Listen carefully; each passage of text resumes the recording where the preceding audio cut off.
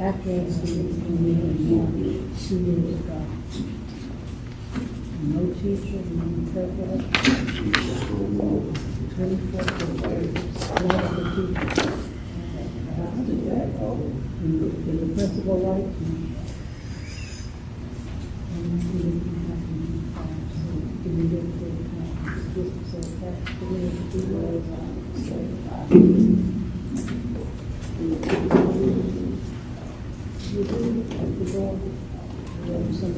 Let me see that again.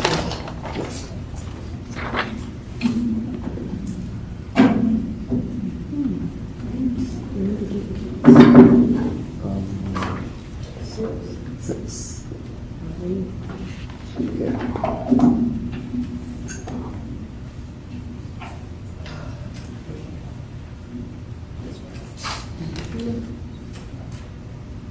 Yes.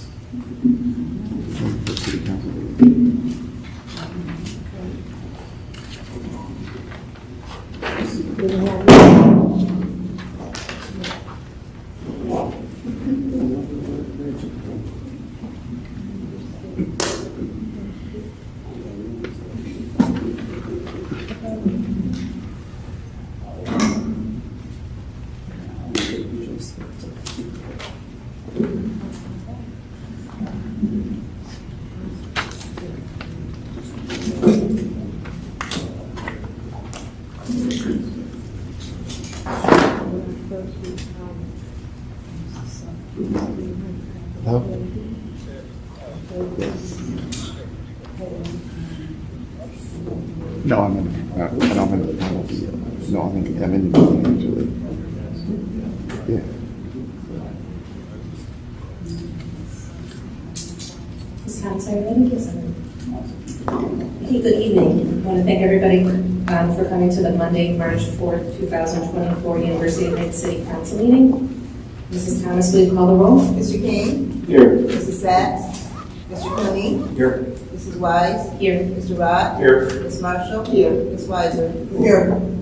Is there a motion to excuse Mrs. Sachs? So moved, President. Second. Second by Mr. Rock.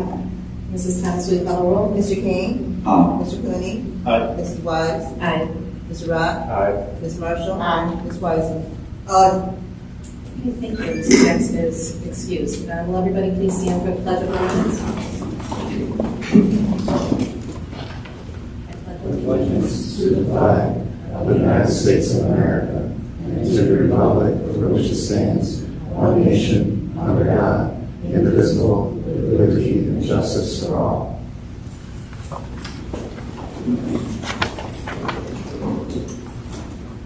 Okay, we will now go on to the reading and disposal of the journal. Everybody was emailed the minutes. Are there any questions or comments on those? Is there a motion to approve the minutes from the last meeting? So moved. I'll second it. Mrs. Thomas, will you call the roll? Mr. King? Abstain. Mr. Cooney? Aye. Mrs. Wise? Aye. Ms. Rod? Aye. Ms. Marshall? Ms. Weiser? Okay, the minutes are approved. Are there any additions or removals from the agenda or referrals to committee? Everybody has in front of you, there was an addition made earlier today, but is there anything besides that? Okay. Are there any comments from the audience? Sure, Ms. Brown. Could you come to the microphone and state your name and address?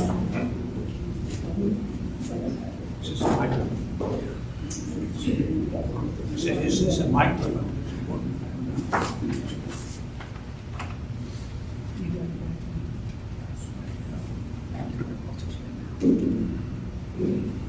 Right, thank you. Good evening. My name is Jim Alvin. I live on Westwood Road. Last week, the question was raised, can University Heights afford its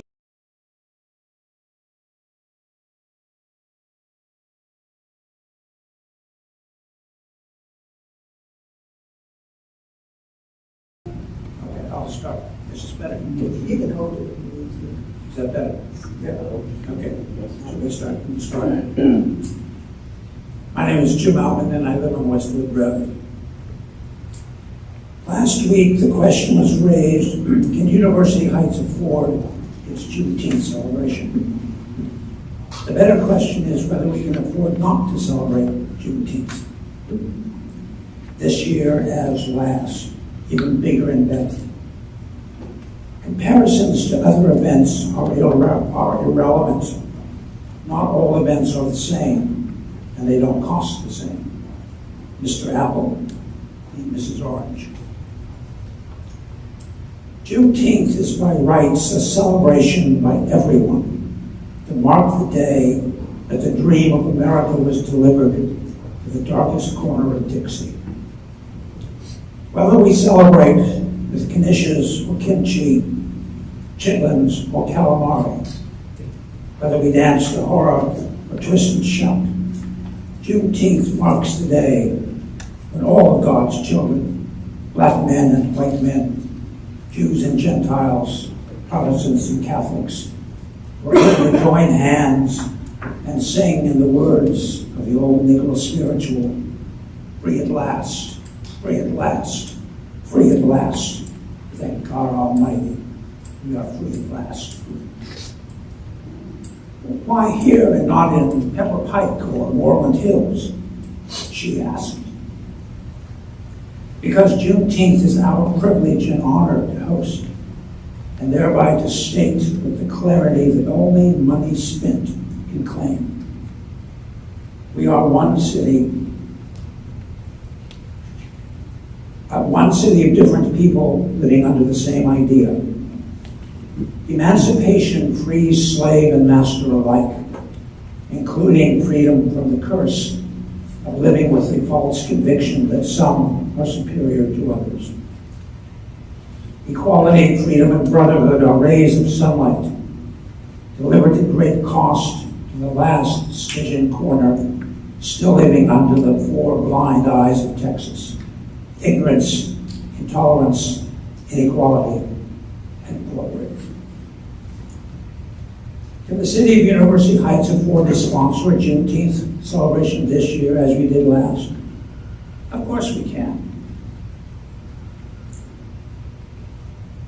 Our city can and does afford what we want to afford, not least an extra $500,000 every year for an antiquated and wildly inefficient backyard trash collection system. Not to mention a pay raise for banging the gavel 20 times a year. I will end by updating a familiar folktale, the story of Queen Fiscal the Responsible. Last week, a pair of tailors, really Swift and Kelsey, opened a shop in town and volunteered to provide new costumes for Queen Fiscal and her followers in the upper chamber. The new clothes were au courant with the latest trend, imported from the fashion runways of Saint Laurent in Paris and the dugout of the Brooklyn Dodgers playing in Los Angeles. Made using a see-through fabric imported from the Saint-Rapy of Saran, somewhere in Mesopotamia. At their debut in a dingy little room just past Adams Barbershop, the new transparent costumes, marketed under the Fiscal Responsibility line and available at both Macy's and Target, summoned a chorus of ooh-la-las from most, with the notable exception of a boy sitting on the curb leaning against a recycling barrel. He said, rather rudely, speaking truth to power, the Queen has no clothes. The lesson of the folktale is that no formal gown, regardless of label, can disguise blatant racism. Whether the label is made from a balaclava covering the eyes and made from the wool of free-ranging virgin lambs in the shepherd, or from an invisible, fully transparent plastic gown wrapped around the full body armor of racism, masquerading as fiscal prudence, and falsely claiming that this town belongs to us, not them. Appearances, most especially in politics, are reality, whether the monarch confesses it or not.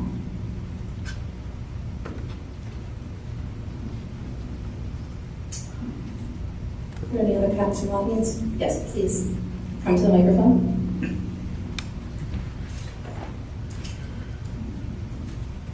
You can state your name and address. My name is Cassandra Collier. My address is 4446 Silsby Road, University Heights, Ohio. So next month, I will become a 39-year resident of University Heights. But first, I want you to know a bit more about me. I was overjoyed when University Heights planned a Juneteenth celebration for this community in 2022. My community. I've lived here for a very long time. After it was declared a holiday by the President of the United States on June 17, 2021, many places throughout the country where Juneteenth had not been celebrated planned their first events. So ours was the following year, June 19, 2022. That included our community, and it was an amazing day of events. Everyone should know our history, that President Lincoln announced that the Emancipation Proclamation would go into effect on January 1st, 1863. However, the final enforcement took place in Texas on June 19, 1865, and celebrations began in Texas on June 19, 1866, mainly as church-centered gatherings because African Americans were not allowed into the community centers. Why is this important to me, you may ask? My parents were from the South. Dad was from Texas, and he grew up knowing about celebrating Juneteenth. Mom was from Louisiana, and being so close to Texas, Juneteenth was celebrated throughout her life. That is, until 1953, when my parents moved to Cleveland. However, my brothers, sisters, and I grew up knowing about Juneteenth. We had long heard stories about Juneteenth and about picnics and parties and other events. My mother continued to celebrate in June, calling it Children's Day, with us continuing our cookouts at her home on the second Sunday in June. Not Memorial Day, not the 4th of July. It was our own personal family, Juneteenth. But sadly, my mom never got to celebrate the Juneteenth events that began as a federal holiday with our celebration on June 19th, 2022. Mom passed away in January of that year at the age of 93. So Juneteenth may not mean anything to anybody in this room, but it means something to me, and it always has.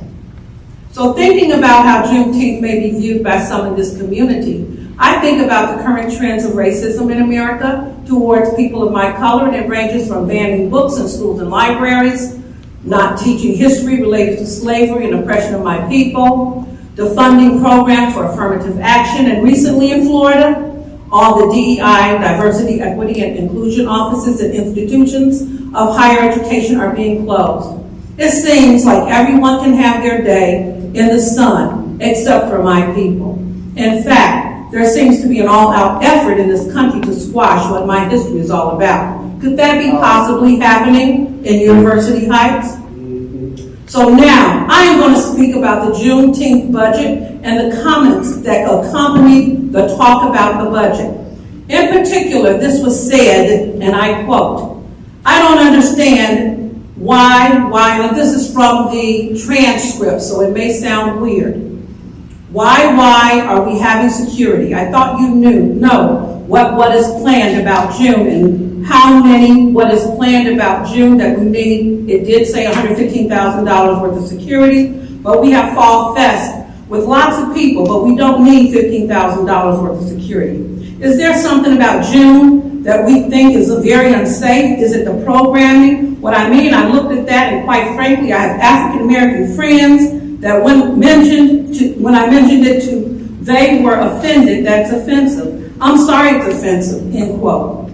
And this discussion went on to someone in the next sentence talking about criminal activity. Wow, that is a lot. From $15,000 for security to talk about unsafe programming to offended African American friends to criminal activity. So now I'm offended. I'm offended because a question about $15,000 for security has been related to unsafe programming. My African American friends were offended about the high security. I'm assuming that that's what they were offended about, and criminal activity. Did the members of the Finance Committee really want to know about the reason for the $15,000 security cost, or was there something else?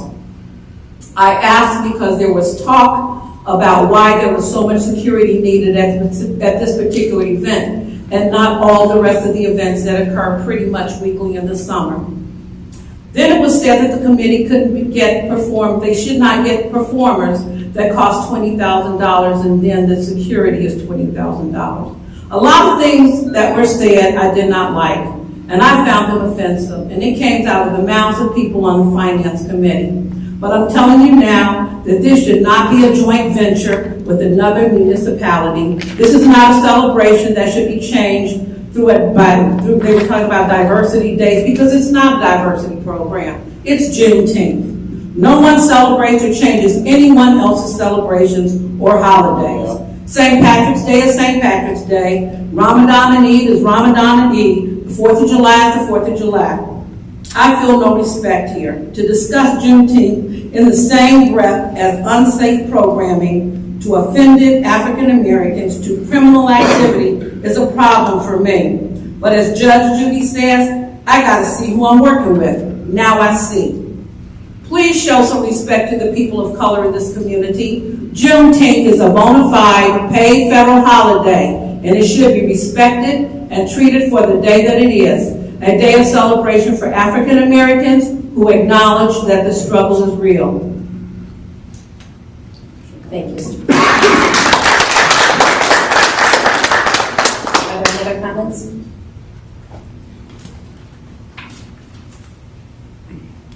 State your name and address. Thank you. Sure.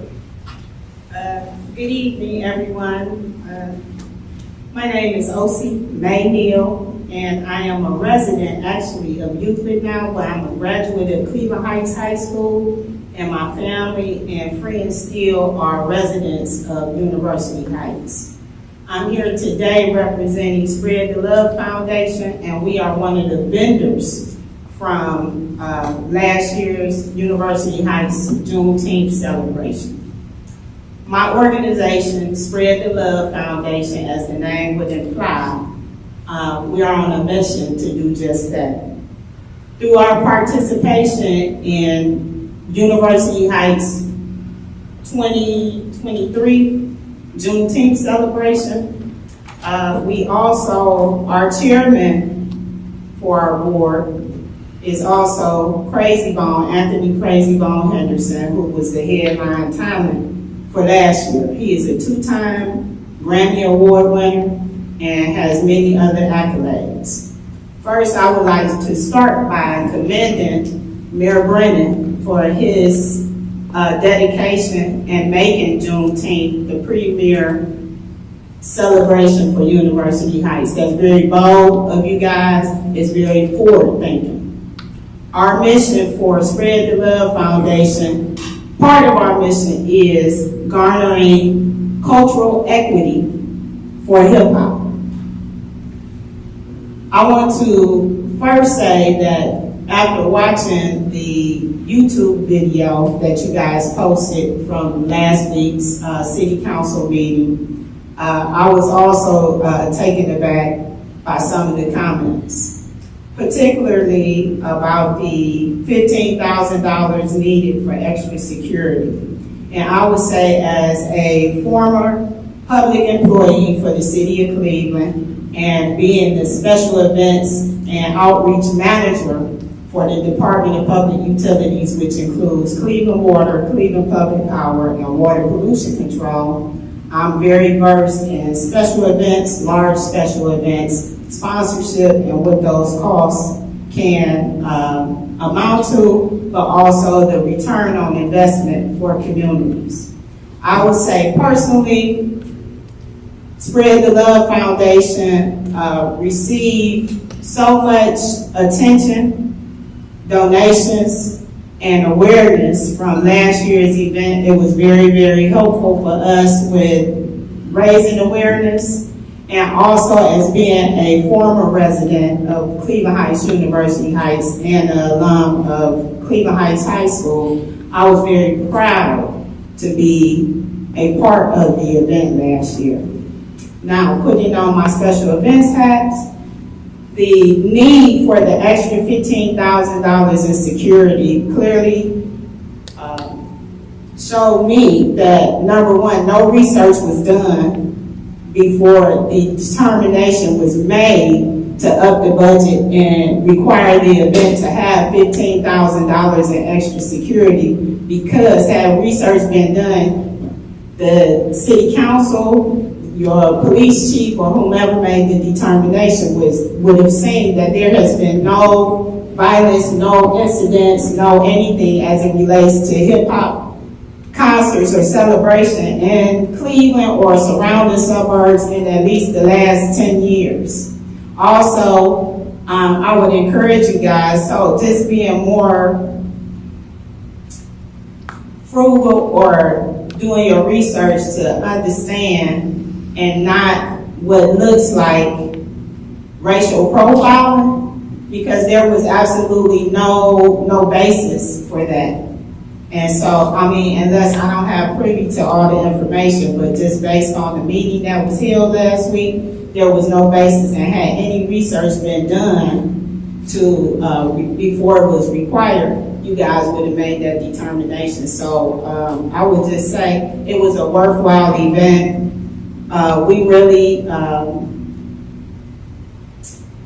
garnered a lot of support for our mission, and also our chairman enjoyed the event. And Mayor Brennan, we thank you for your hospitality and the opportunity to participate, and we look forward to participating again this year. And so thank you guys, and again, I love the fact that you guys are being forward-thinking, because in this day and time, if anybody needs extra awareness building as it relates to diversity and inclusion, is the African American population. So thank you guys, and have a good evening. Thank you. Are there any other comments from the audience?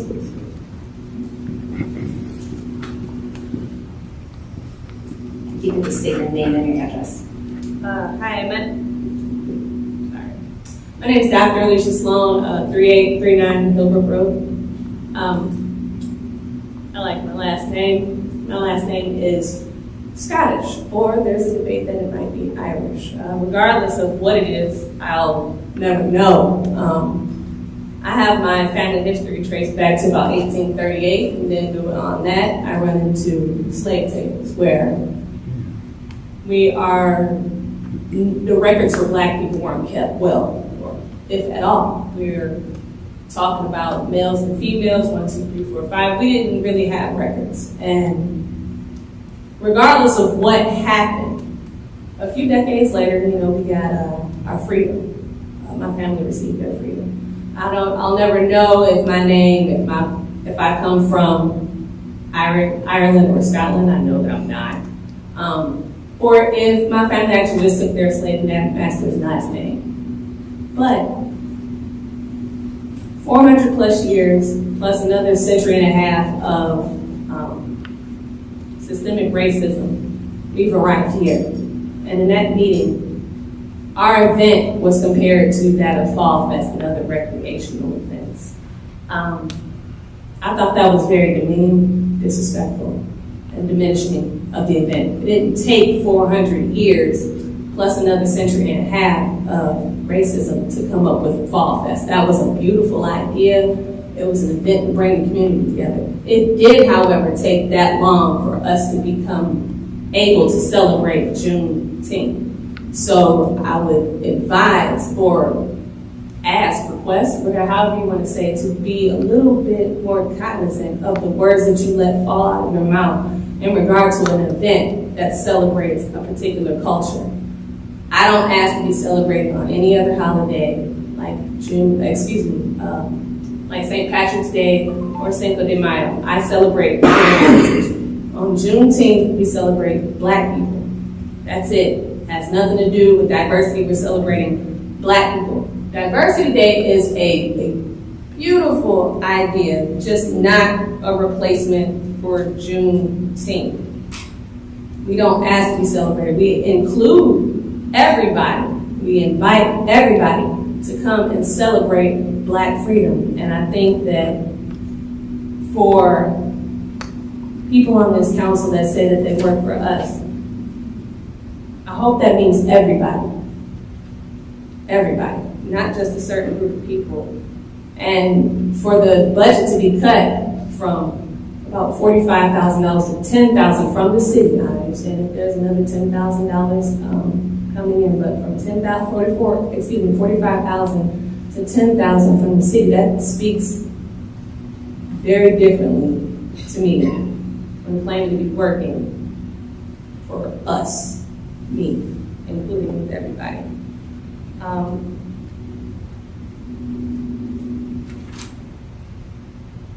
think that's about all I have to say. I just hope that the idea of Juneteenth will not be compared to another recreational event when it did not take 400 plus years to get to where we are. Comparing that to Fall Fest or another event that was just an idea that came to bring the community together. Thank you.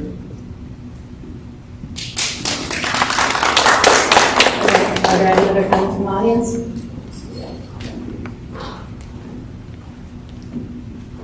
You can state your name and address. Sure.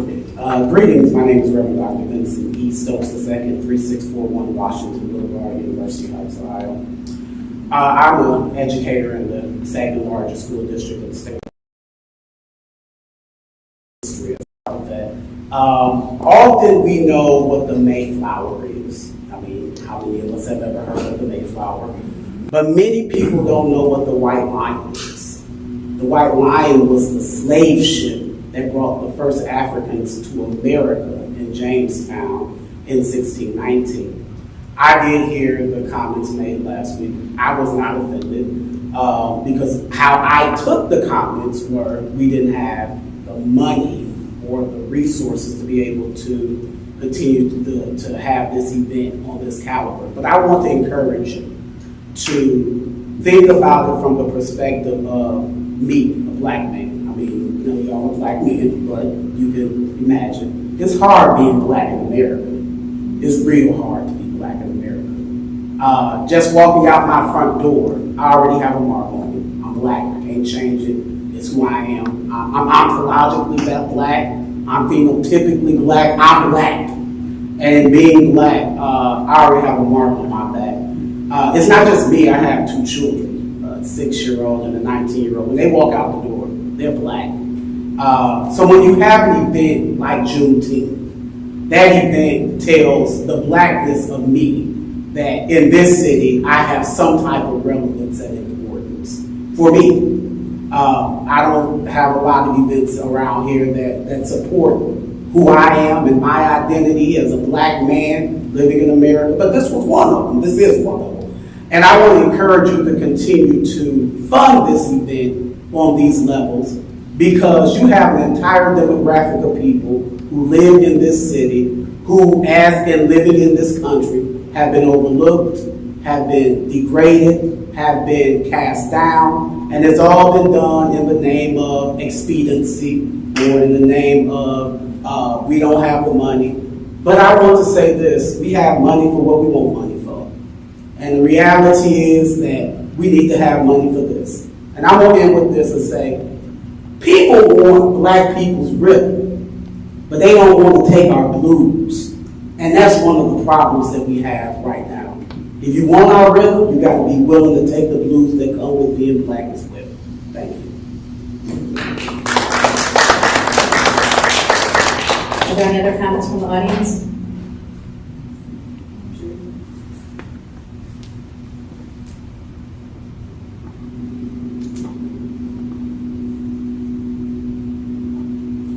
Hello, everyone. I'm Faye Benson.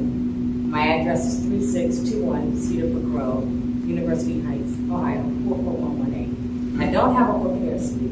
However, I listened to the Finance Committee's meeting last week, a few minutes ago. I am shocked and appalled by the statements that were made. Shocked and appalled. Because as a black person, I know what it is to live in America, like this gentleman said. I've been racially profiled in this city, where I've lived for 28 years, in the last 3 or 4 years, simply because of the color of my skin. When my neighbors or the people in the city don't get cited. And I kept it down because I'm just like, I don't want to be the mad black woman. As Mike Cook would know, he watched me, I talked to him many times. I'm shocked and appalled. But more importantly, I want Juneteenth community celebration to be about everyone in this city. And it's my mission on that day to walk around and ask everyone that comes in that park to come back and celebrate. I've seen the mayor there, I've seen Jeff there, I've seen other people there. But I haven't seen a lot of you guys there, which is important because you support our city. You're employees of our city. Come out, and let everyone know that this is about us and our diversity. Doesn't matter what color you are. It's a celebration about freedom and democracy and peace and love and harmony. That's what it's about. I went to my first family reunion in Atlanta, Georgia. My great-grandmother, we don't even know where her grave is, okay? My great-grandfather was a sharecropper. They took everything from him. And yet, I pay taxes in University Heights. I work, I retired. I've been here a long time. And I'm still racially profiled. Now, and I worry about a young person of color being stopped. I worry about why there are more people that don't look like me at the Juneteenth celebration. Because our country is under attack. Democracy and freedom and love and peace and harmony, it's all under attack. Some people want dictatorships. But what people don't know about dictators is, once they get in office, they're not all that nice. They don't care about anyone but themselves. Let's celebrate our diversity in University Heights. And yeah, there should be a diversity day. I agree with that. But there also needs to be a Juneteenth celebration. Thank you. Are there any other comments from the audience? Meliscus, 2592 University Boulevard. I came up here last year to thank council for approving the funds for Juneteenth. It was a wonderful celebration, which I was glad to attend. I understand the need to balance the budget. I agree completely that it doesn't make sense for a small city like ours to be spending more than we take in. So I had no problem with the discussion. We have to make tough cuts. And if Juneteenth is one of those that has to take the tough cuts, that's okay. What really bothered me were some of the comments, as so many people already mentioned, but two in particular. One, asking why should Juneteenth be the premier event in University Heights? Why shouldn't it be? It already is. It's obvious to me that some of you have not attended, because I went last year and there were more people at Juneteenth than there was at all of the summer concert series combined. The second one, maybe even worse, is that it's not for everyone. Why isn't it for everyone? I would like people who have made that statement to explain to me why Juneteenth is not for everyone. It is for everyone, and the only reason that you could be saying that is because you have an axe to grind against that event in particular. That same comment was not made about the Memorial Day Parade. It wasn't made about summer concert series. It wasn't made about Fall Fest. It was only made about a single event, the most well-attended event in the entire city. And I want to know why. Thank you.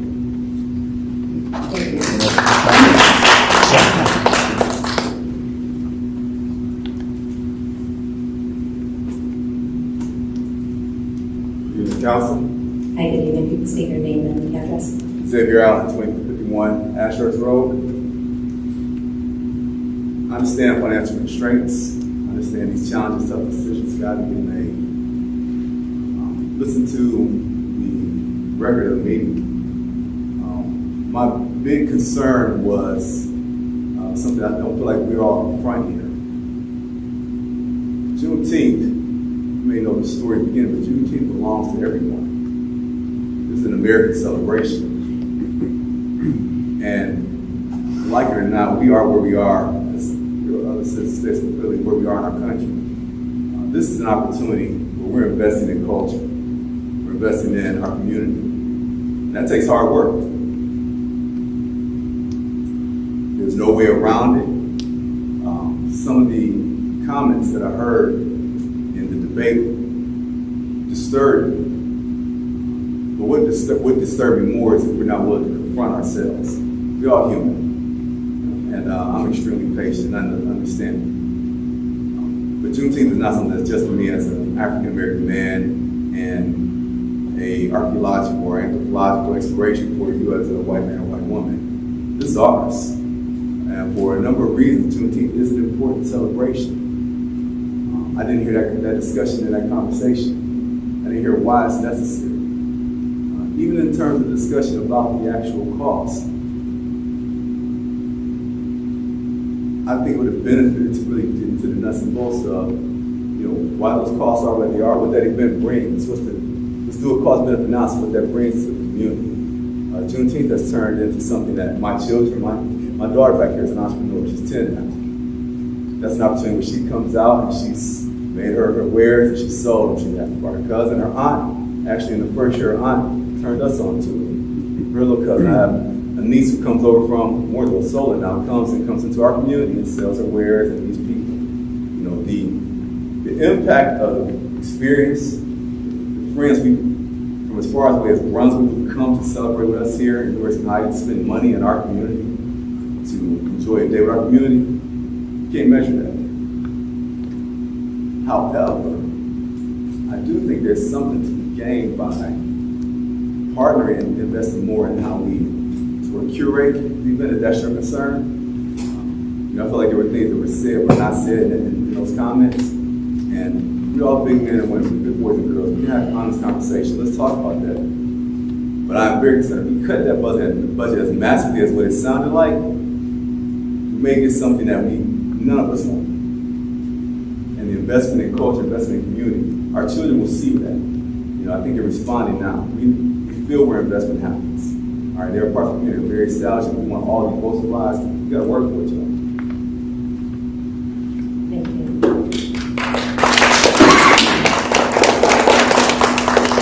Are there any other comments? And I do have one emailed. It's from Rebecca Slipher on Traymore. I hope this note finds you in good health and good spirits. I'm writing to ask if the university has been contacted by or in communication with the Brennan administration or anyone on the safety director's team as St. Patrick's Day is fast approaching. It's safe to assume that people will likely begin celebrating St. Patrick's Day on Friday, March 15th, and the festivities will continue to Sunday, March 17th. My hope is that the city and the university are working together to make sure that the appropriate safety measures are in place for your campus. the students who live in the community who often host parties, and the residents of UH.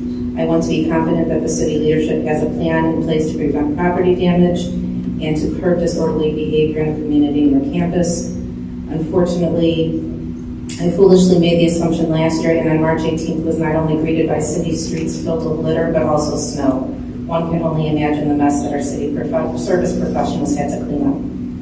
I'm confident in reading of the city ordinance, which indicates that the laws in place are sufficient to provide the police to act to stop property damage, detain people exhibiting public drunk and disorderly conduct, and to write citations for littering on public property. I hope that these same rules govern operations on campus. I know that Mayor Brennan takes great pride in serving on the NOACA board and in other initiatives that consider our environment and that will enhance and maintain UH civic pride. As a taxpayer, it's my expectation that the person responsible for the safety of the city and protection of the people who live here and their property have a plan in place, and that our city leadership has communicated that plan to you to share with the university. Thank you. Yeah, Mr. I was going to say something about your team as well. Oh, sure. I'm sorry. Please come to the microphone.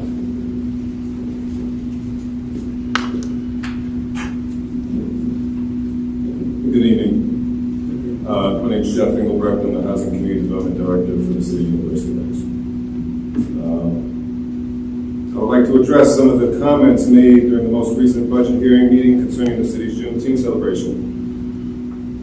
Comments during the meeting such as, quote, why is Juneteenth the premier event that University Heights is putting up, unquote, or, quote, Fall Fest is a full community event. All of these are community events, but Fall Fest has a broader scope and a broader base that it attracts from, unquote, or, quote, diversity encompasses a lot more. Maybe we could change it into a diversity day. We could do a lot more with programming, unquote. I was angered to say the least. City's Juneteenth Celebration Committee was formed so that the city celebration truly came from the grassroots up and would be like no other in the Cleveland region and possibly within the state of Ohio as well. The committee has consisted of neighborhood residents, small business owners, and volunteers who have given their time, energy, and devotion towards creating a celebration which every resident within University Heights could enjoy. As a celebration, it's the perfect way for the city to showcase itself and say to outsiders who may come, hey, come see our community, come see our neighborhoods, come see our business districts, how walkable the city is, how accessible it is via mass transit, how short of a distance it is to University Circle, which is actually the 4th largest employment center in the state. And maybe, just maybe, people who come to the event would make the decision to move here, start a business here, put down roots here in the community. The events taking place during the celebration are discussed and debated within the community, or within the committee, by members of this community, business owners and volunteers, and open to any who would like to join. So it's angering to hear it be asked why Juneteenth is the premier event that University Heights is putting up. My question in response to that is, why not? The Juneteenth is now, rightfully so, a national holiday and deserving of celebration. The committee took the celebration as a chance to not only commemorate the ending of slavery in the United States on June 19, 1865, but to also celebrate Black creativity, awareness, art, leadership, history, culture, and beauty. Last year's event showcased members of the Divine Nine, Zumba instructors, jazz bands, gospel, fitness, a discussion on issues affecting the Black community, financial literacy talks, health and wellness, was emceed by Kira Cotton of WKYC, was DJed by Marcus Allen Ward, and had multiple local hip-hop artists celebrating the 50th anniversary of the culture of hip-hop, including two-time Grammy Award winner Crazy Bone. And thanks to the committee and all of the planning, last year's celebration became one of regional significance within only its second year. So it's angering to hear what he said. Fall Fest is a full community event. All of these are community events, but Fall Fest has a broader scope and a broader base that it attracts from. So then I would ask, well, what is it about Juneteenth, now a national holiday, that makes you feel as though Fall Fest would have a broader scope and base? When everyone is welcome to the city's Juneteenth celebration. Over 4,000 people joined us that day, last year, for Juneteenth, dwarfing any other event at Walter Stinson Community Park, including Fall Fest. Through planning, we even chose to hold the celebration on a Sunday every year so that members of different faiths would have the ability to come join us for the celebration, since it's a holiday to be celebrated by everyone. The choice to celebrate Fall Fest for quote-unquote diversity over Juneteenth is a personal choice. I don't think it's more than that. And it's also angering for it to be said Diversity encompasses a lot more. Maybe we could change it to a diversity day. We could do a lot more programming. To that, I challenge you, challenge everyone, to find a local celebration in the Cleveland region, even Fall Fest here, which encompassed everything that Juneteenth did here in 2023. This is again thanks to the residents and small business owners who took part and are taking part in planning the celebration this year. Last year's budget rose after consultants' last-minute recommendations for security, along with the Cuyahoga County Health Department's recommendations for portable toilets and sinks came in after the budget was already finalized. The rise pointed to the number of people who could potentially come to the event, nothing more. It didn't point to any type of danger or anything else that one may try to tie solely to the Black community through prejudice.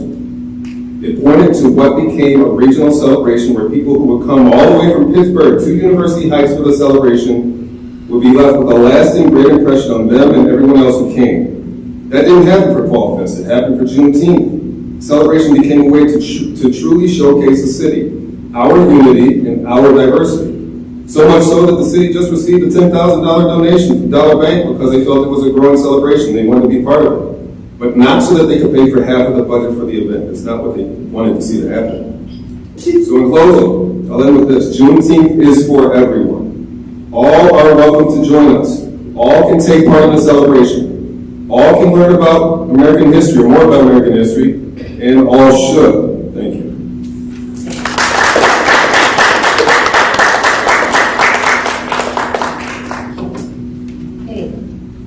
We are now to reports and communications from the mayor and the taking of action thereon. Thank you.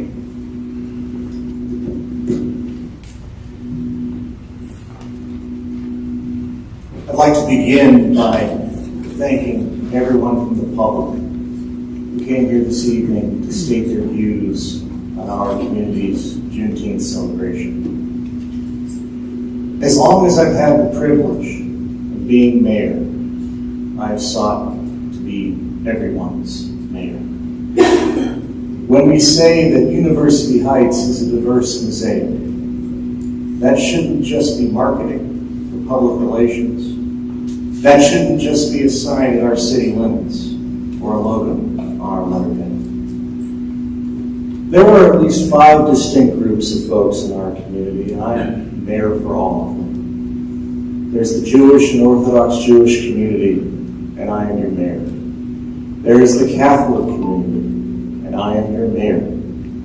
There is the public school community, and I am your mayor. There is the university community, the students, the faculty, the staff, the administration of John Carroll University, and I am your mayor. And finally, and not least of all, there is the Black community, and I am your mayor. In 2020, when George Floyd was murdered in Minneapolis, I took action. When students wanted to march and protest in our community to bring attention to both Floyd's murder and that Black Lives Matter, I coordinated with the leaders of the protest, our safety services, our businesses, the schools, all stakeholders. Demonstrators marched from the front of Wiley Middle School, this building that we're in today, down Cedar Road, down Lawrenceville Center Road, to City Hall and the police station, and rallied outside of our municipal complex. This was done safely, respectfully, and meaningfully without incident. That evening, I went out there and I addressed the crowd. I told them that I heard them, that I was with them, and that justice did not allow us to wait to act. We convened the Citizens Committee to reform policing policies, doing in our own community the thing that we could do here. Working together, we reformed our city's use of force and de-escalation policies and did so with everyone at the table. We included our own police department. We included leaders of the protest, and also in that committee, a cross-section of residents. Eventually, every participant of the committee won Citizen of the Year as a group. That is the University Heights I am proud to be mayor of. Which brings me to last week's Finance Committee meeting. the budget cut to our Juneteenth celebration, and the comments made to justify that cut fall well short of anything to be proud of. I go back to 2020 when I wrote a column for our Mosaic magazine, contemplating George Floyd's murder and the events of that summer, contemplating our twin public health crises in this country, the COVID-19 pandemic and systemic racism. I recall the words of writer Ibram X. Kendi, the author of 2019's How to Be an Anti-Racist. That it is not enough to not be racist. One must be anti-racist.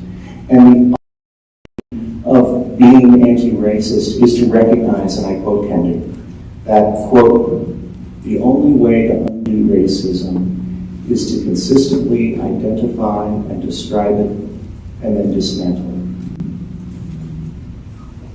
I believe that. I aspire to that. Which is why I must respond tonight to what was said at the Finance Committee last week. It is my duty as your mayor. It is my duty, if I am to be anti-racist.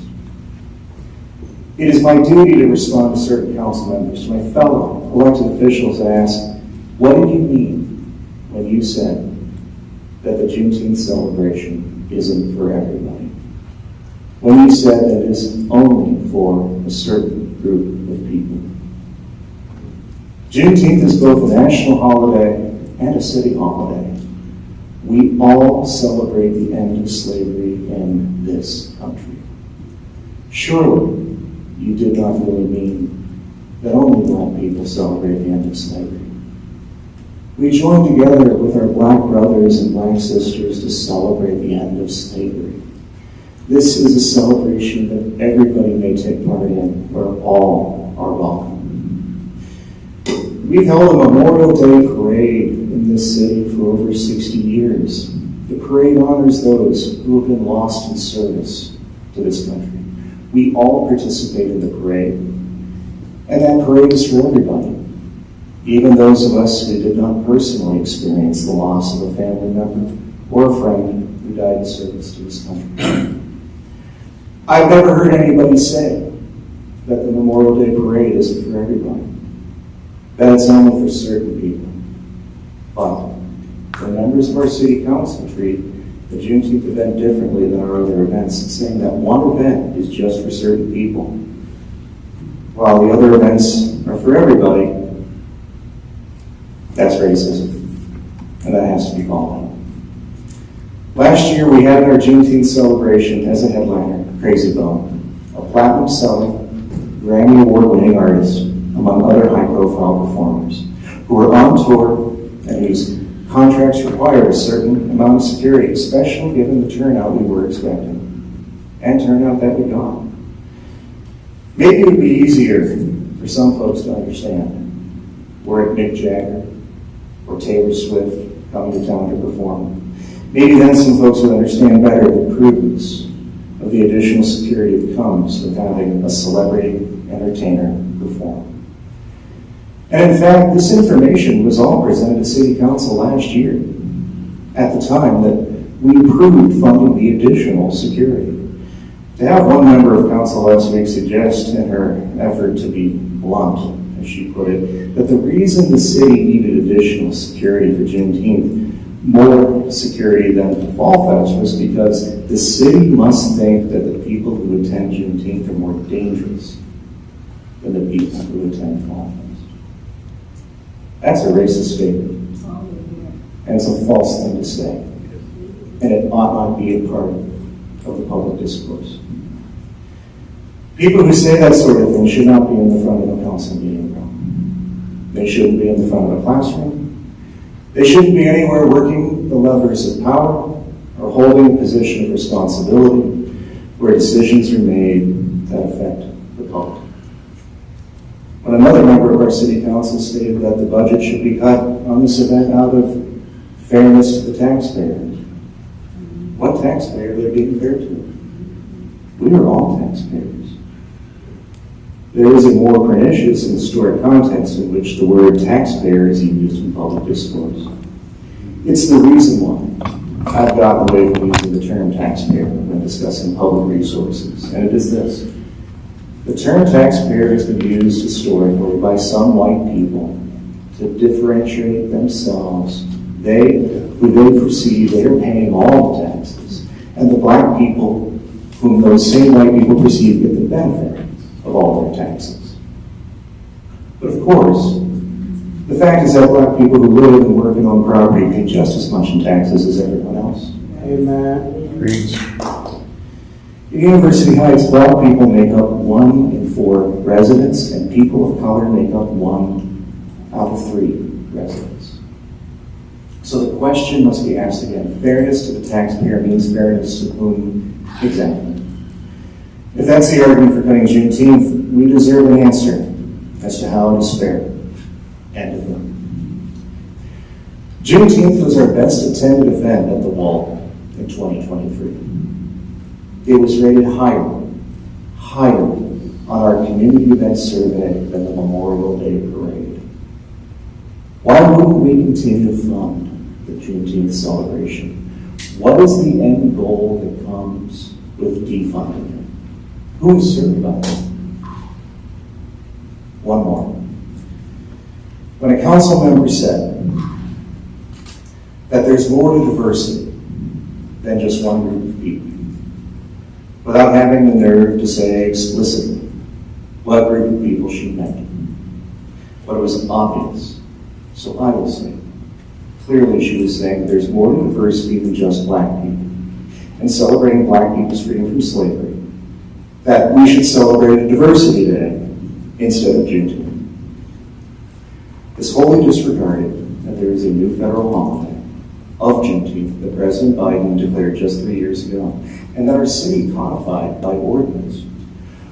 Why would we now make up a holiday called Diversity Day and celebrate that instead? What is the problem the city council member has with celebrating Juneteenth in this city? We should all celebrate the end of slavery. We should all celebrate freedom for black Americans. We should all celebrate how, after the Civil War, this country was reformed and reborn, newly dedicated to the cause of freedom, with equal protection for black and white alike. As President Clinton once said, there's nothing wrong with America that cannot be cured by what is right with America. He was right then, and he's right today. There is an enduring paradox, two things that are simultaneously true and in diametric opposition, and is that America was founded to secure the blessings of liberties, and that America was built on the backs of unpaid black slave labor. Slavery is our country's original sin, and as a country we will always have to atone and account for that. There will never be a time that we don't or shouldn't, because that will always be the history. Celebrating Juneteenth is a prime opportunity for us to remember how far we've come and how far we still have to go. Just last month we passed a Black History Month resolution, and in that resolution we stated that, quote, Black history is American history. It's one thing to write words on a sheet of paper. We have to put those words into action. That action means that we hold the Juneteenth celebration, that we continue to fund the Juneteenth celebration, that we don't cut it in order to be fair to taxpayers or make up some fake holiday to celebrate instead, and that we don't raise specters that the people attending Juneteenth are dangerous. There were no incidents at Juneteenth last year. The only incidents we've ever had at a Juneteenth event are people who needed a little medical attention because they got overheated sitting out in the sun too long. So where do we go from here? At minimum, the City Council should restore in full the funding to the Juneteenth celebration, the city's premier, best attended, and most popular singular event. Individual council members who have said racist things in committee meetings about the event should apologize to the community for what they said. But more than that, those council members should go home, go upstairs to their bathrooms, and look in the mirror and repeat into the mirror just one last time the things they said. They should look at their own faces, watch their own mouths, as those words come out of their mouths one more time, and hopefully for the last time. They should think about how bad that looks, how bad it sounds, and how bad it is. And they should vow never to do it again. Then they should ask themselves what they really stand for, what values they actually hold, why they are in public service. And until they can articulate good reasons, don't leave that bathroom. And if you can't do that, then look deep down inside and ask yourself, what are you doing here? What are you really doing here? And if you can't answer that with something good and positive, if you can't answer that with the love and respect needed that it takes to help to move this community forward and move everyone who lives in this community forward, then maybe you're in the wrong line of work. I don't take this lightly. I don't take racism lightly. Last week, you were wrong. But this week, you have an opportunity to make it right. And I hope you do. Thank you. This concludes my report.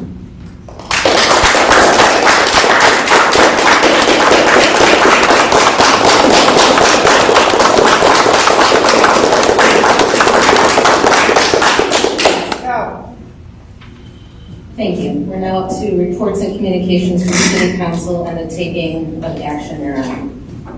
Just want to make a couple comments based on what the mayor just said. In the Finance Committee meeting that we had last week, well, first of all, let me back up a second. I want to thank everybody that came and gave public comment today. None of your comments were taken lightly, and I know that there'll be a robust discussion during our agenda item. That's what public comment is for. That's what council members are here for. We're here for you, so you can speak to us directly if you have any concerns. I know every single one of these council members, no one is a racist. There were no undertones of racism during that meeting. And the mayor has done a bang-up job just now of splintering the community even further when it was just repairing itself over the last 2 years. So we will continue this discussion, and I just want to make something else very clear. Juneteenth was never going to be cut. The amount was going to be lowered. It is still double than any of the other programs right now, and that can change in our discussion when we have it on the agenda item. Juneteenth is important to the city, and it's important to City Council. Do not let what the mayor said blind you to any of that, because it is untrue, period. Okay, we will now move to reports and communications from the directors. Department of Finance. Vice Mayor, I'm yes, sorry. Ms. Weiser. I think we've just been attacked by the mayor, and the mayor attacked me personally, and he knows he attacked me personally. So I would like the chance to respond. Sure. I sat here and I took notes. Number one, the base budget for Juneteenth was $20,000. That is more than is allocated for any other event in the city. That remains untouched. Council did not cut that budget. They did cut the budget for security. Something I think the mayor has chosen not to explain, and I think people need to hear it. Yes, you do need to hear. I'm willing to listen to you, young lady, and now I ask you to respectfully listen to me as well. And I think your dad might agree, because I listened to what he was saying. My son. Oh, it's your son? I'm sorry, I apologize. All I see is a head, and that's part of the problem. Here's the issue. Council asked for the budget and to meet with the department heads to discuss everything that was going to be in the budget. And we did that beginning in September. Council was told in September, no, we have to wait until November, until after the election, because the mayor was unsure who would be sitting in the council seats. In November, after the election, we requested again to meet with the department heads and to go over everything that was planned on being in the budget so that we could discuss fully what was planned and what was going to happen. We were just not told we couldn't discuss it and that he wouldn't have a budget. He also sent to the department heads, and he gave them an order not to talk to us about anything regarding the budget, or he would hold them in insubordination. It is an email. It is accessible if you wish to access it through a public information request. That's a violation of the Ohio Revised Code.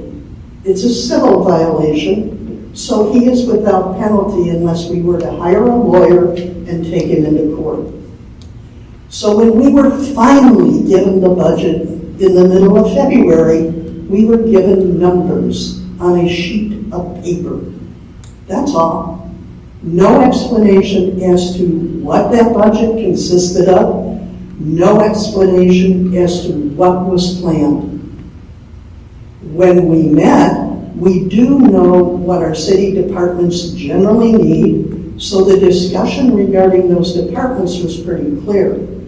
But in coming to budgeting for the events, like the summer series, Fall Fest, Juneteenth, all we're looking at is numbers. We don't know what's planned. And there was no one here to answer it, because the mayor said to us, and it's on the tape, well, Jeff could not come. We could have talked to him. We could have talked to him before. We could have talked to him then. And yes, we could have, Micah. Unless you're absolutely positive of that, don't shake your head. I am not a pretty speaker. I'm not a politician like the mayor is. And what I just heard was a prime speech. Seriously. Here's what my statement was. Here's what my statement was about what I was handed on paper. If somebody who wasn't involved with the city picked up the budget and just looked at the paper, they would wonder why $15,000 of security was sitting for Juneteenth and not for anything else. And to me, that says something it shouldn't say. That says something that is racist, if anything, if you just look at numbers. And that's what my statement was about. People look and they read things and they interpret it if they don't have the background. And that's where the problem comes in. We have to educate ourselves. Every one of you that came up here and spoke, and when you spoke about your history, I know your history because I have talked to my friends who are African American. Okay, leave. I've talked to them and I've asked them, what is your life like? Thank you for flipping me the bird. I appreciate that, Ron. Kiss my ass. No, thank you. But here's what I've learned. I've learned that one of my friends named her two kids, Kyle and Lauren. And I said, why'd you name them Kyle and Lauren? And you know what she said? Because when they apply for a job, I want them to be considered for that job without race coming in as a factor. As a white person, white people don't have to deal with that. but African Americans do. That's a problem. That's an issue. That someone has to bury part of their heritage in order to be able to present something to get a job. That's how racism permeates. Racism permeated for years because of how we did housing in this country. Because the African American community was cut out of the banks and it developed a cash economy. And because you had a cash economy, when we did something with FHA loans, you were deemed to be creditworthy because you didn't have credit like white folk did. That's the kind of institutional racism that is out there and continues to affect the black community.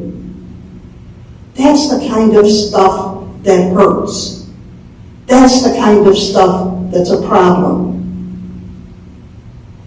The discussion about the events as a whole were not about this is some bad event or nobody wants Juneteenth. Good Lord, Juneteenth, because of the number of people that turned out, is probably an event that is sitting there that allows you to educate. And we all need educating, even the mayor. We need educating. Because unless you can educate us, we can't begin to break down those barriers. We have a lot more barriers to break down.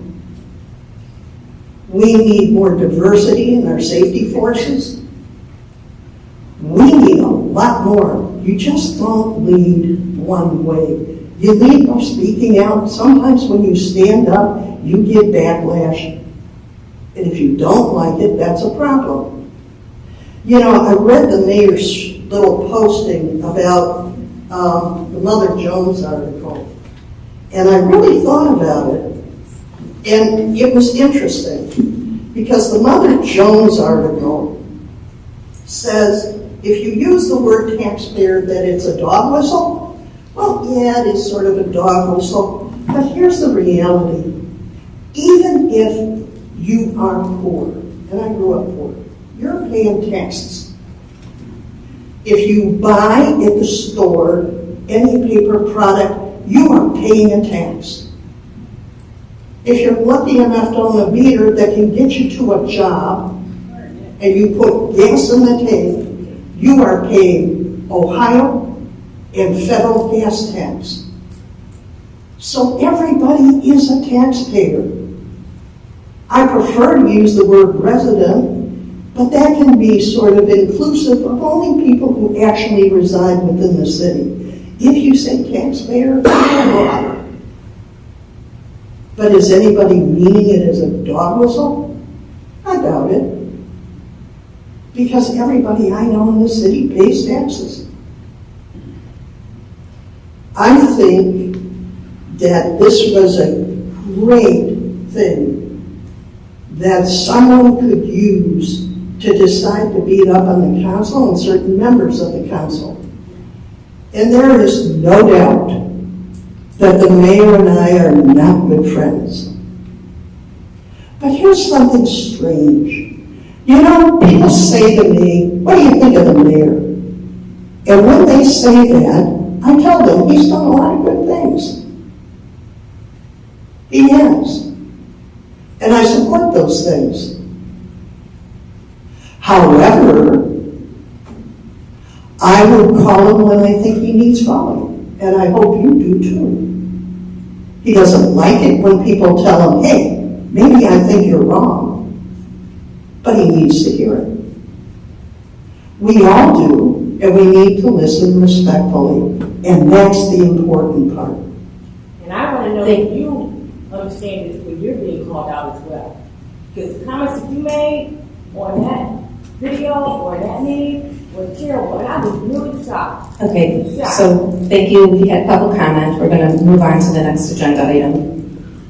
Vice Mayor. Mr. King? Thank you. I'll be very brief. I just as a member of City Council, I just thought it would be good for someone to say it. Black history is American history. University Heights celebration of Juneteenth has shown our community to be exceptional. It showcases our city as one welcoming for all, so much more than home. Really hope we can fix this tonight. Thank you. Thank you, Mr. King. On to our reports from directors. Mr. Kennedy, Finance. Vice Mayor, I do not have the final numbers for February, so I can come back in the next meeting and give you a detailed update on revenue and expenses through that month. Thank you. Mr. McConville. Thank you, Vice Mayor. Just want to let Council know, in connection with the University Square matter, I have invited our legal counsel for the developer to attend the next meeting for an executive session, and we'll be asking that that executive session be conducted at the front of the meeting so that they don't have to wait a period of hours until the end. And in connection with their being here, we will be discussing what will at that point likely be documents that are in final form that will get the parties resolved in the bankruptcy matter and allow the transaction to move forward and for some action to occur on site.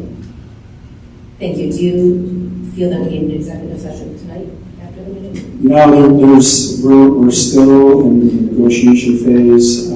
There's nothing really new to report, but material progress has been made, and accordingly, I invited lawyers for the developer to attend the next meeting. Thank you. Okay, Public Safety, Chief Rogers, please. No report, Vice Mayor. Thank you. And Fire, Chief Perko.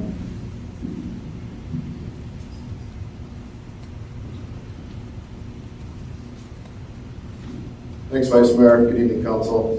Just wanted to use the nice weather today to remind everybody that next week is Ohio Severe Weather Awareness Week. That's March 17th through the 23rd. Just to remind people that you may hear emergency broadcasts on reverse 911 systems, on the radio. Wednesdays, the Ohio Tornado Warning Weather System. Usually that test is done at 9:50 for municipalities that have those sirens. So we don't want residents to be alarmed if they hear that. This is awareness to good weather that's hopefully around the corner. Thanks. Thank you, Chief. So does Mr. Pennington.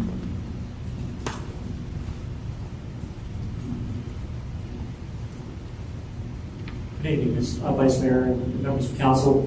I just wanted to bring everyone up to speed that this coming weekend will be the Spring Household Hazardous Waste Collection and Paper Shred event, which will take place Friday, March 8th from 8 a.m. to 3 p.m. with drop-off only of items at the service facility. And again on Saturday, March 9th from 9 a.m. to 1 p.m. with drop-off and on-site paper shredding occurring at the University Heights Service Department at 2300 Warrensville Center Road. We wish all residents to stop out and drop off their items. Thank you. We know that the building commissioner is not here. Do you have anything to report on building? No report from building. Thank you. Housing, Mr. Engelbrock. Vice Mayor, I have no report. Thank you. I see we had our city engineer. Are there other reports tonight? No, I'm still getting organized, but hopefully by next meeting. Okay, thank you. Thank you. Communications and civic engagement, Mr. Cook. Vice Mayor, no report. Thank you. And I know Mrs. Rucker is not here. Our Mayor, are there any reports from her? No report from Economic Development. Thank you. We now will begin the agenda items. Item letter A, Ordinance 2024-03, establishing permanent appropriations for the year ending December 31st, 2024, and declaring an emergency, but it is on second reading.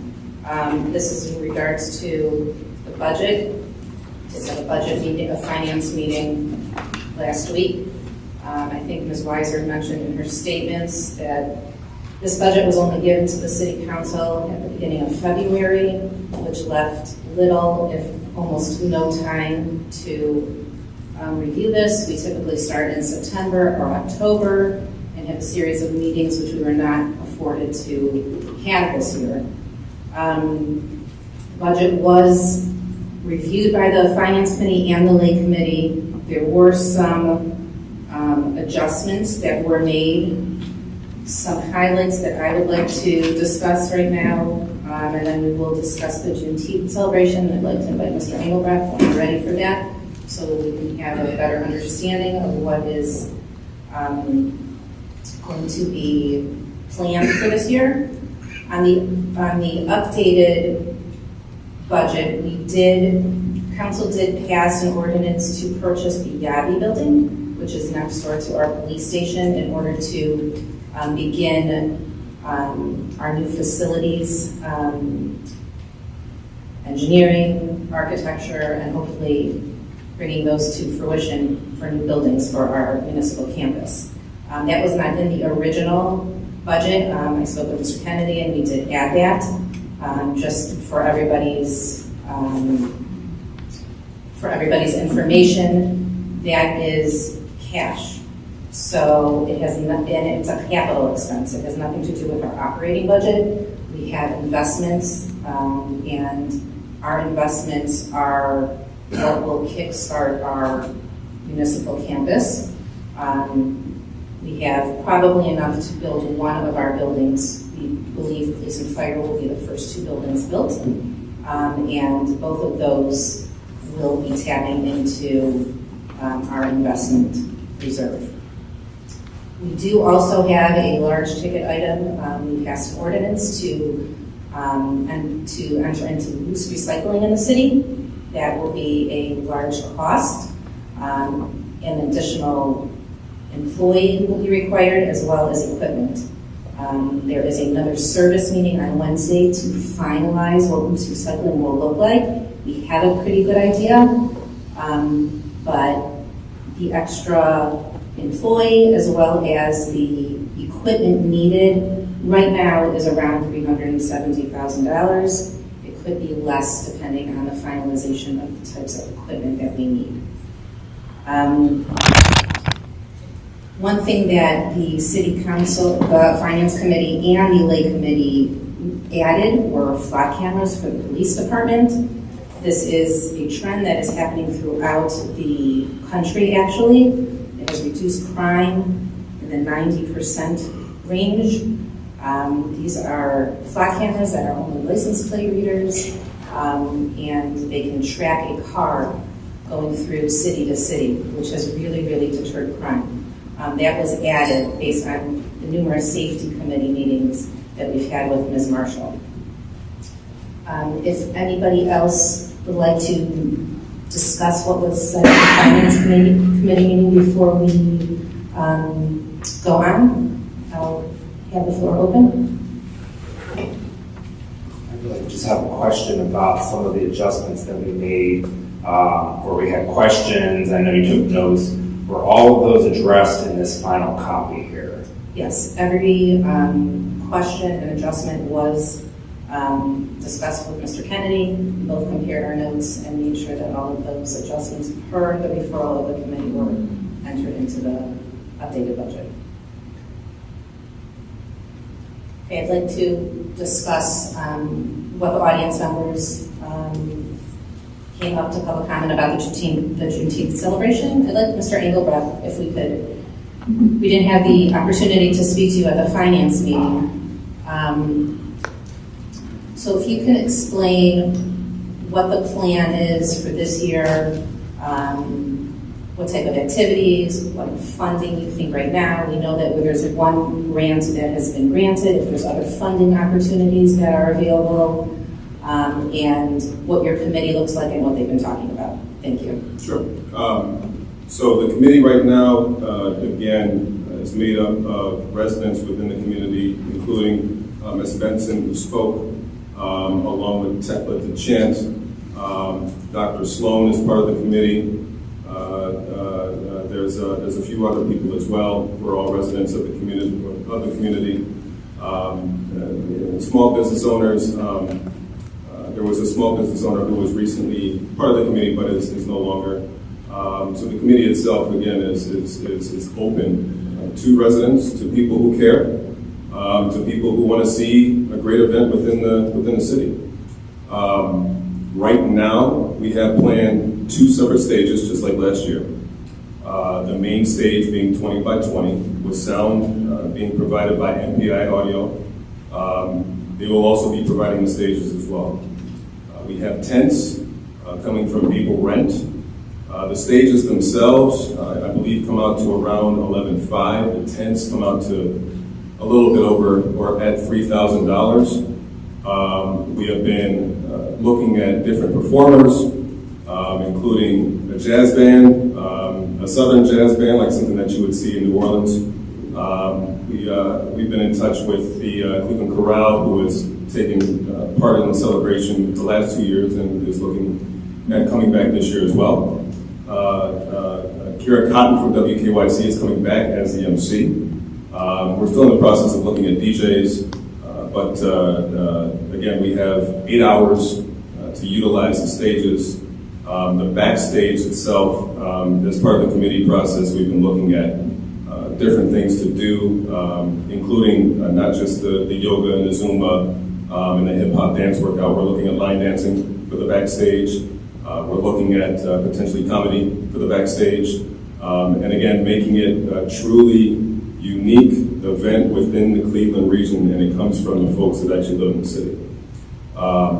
So the budget includes the $15,000 for security, because we're also looking at potentially reaching out to some national acts. We're looking at R&B this year instead of hip-hop. Hip-hop was the 50th anniversary of hip-hop was last year.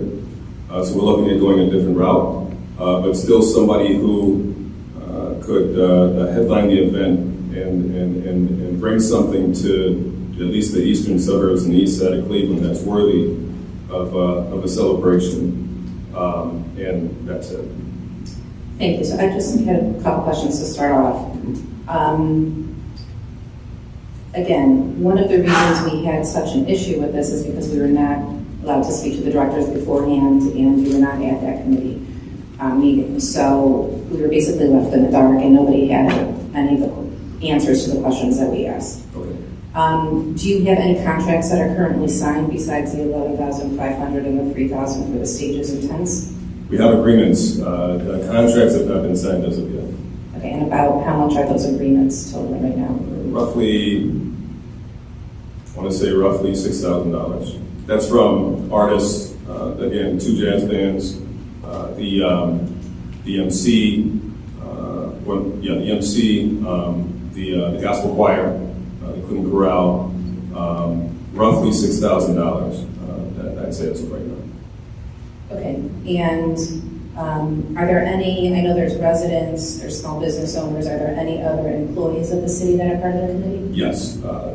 So Venetia Hamilton, who she's new, but she's a mayor assistant. That's receptionist. Receptionist, yeah. And Deanna Bremer Fisher, who is here, she's been part of the committee meetings as well. So that's 2. Kelly Thomas is part of the committee as well. So that's 3, and including myself, is 4. Okay, and are there any other leads on funders for this program?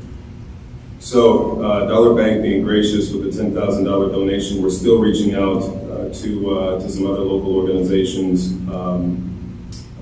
I have some that have at least 1 or 2 who are looking at donating as well. And donations as far as sponsorships, I don't know if it's been done previously in the city's history. I want to say that the $10,000 grant is probably the largest sponsorship for any event for the city, and that was because Dollar Bank saw potential in keeping the flow moving when it comes to having a true regional celebration that could be embraced by the community. Okay, thank you. And then I just wanted to mention one thing for the benefit of the audience.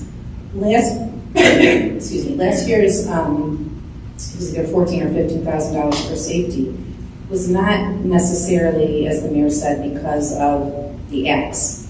Our park does not have the correct egress and the entrances and exits as a larger venue that could hold, I think it was 4,000 people, correct, Mr. Engelbach? Throughout the day. So because of that, that is why our police chief and Mr. Engelbach together researched what do we need, nothing to do with the acts, what do we need to keep our residents safe in case there's a fire, in case there's some kind of accident where people have to leave, either come in or leave in a safe manner. It had nothing to do with the acts themselves. That park is not made or equipped to handle that amount of people on a regular basis. That is the reason, and that is the reason why City Council approved those extra dollars 2 weeks before the event. So I want to make that very clear also. I do want to say before we continue talking that if we had this budget earlier and if we had this information beforehand, we would be able to make a more educated decision, unlike what Ms. Weiser said when we just see a number and have no idea what those numbers encompass. So I want to thank Mr. Engelbach for coming up and explaining to us what this is going to look like this year. It seems that it's actually going to be a little different than last year as well. And I think the more years that you do this, the better you get at it, and the more input from the residents and the more input from the city itself. So before we talk about dollar amounts, does anybody else want to chime in on anything? I have a question for Mr. Engelbach. Yes, sir. From the time that we introduced the budget at the February 5th council meeting to the finance meeting 3 weeks later on February 27th, anybody from council reach out to you about Juneteenth? No. Thank you. Ms. Marshall? So the question that the mayor just asked is strange to me because I'm 1,000% sure that you instructed them not to talk to us about anything pertaining to the budget. So why would we reach out knowing that they're not going to talk to us? Before the budget was introduced. Okay.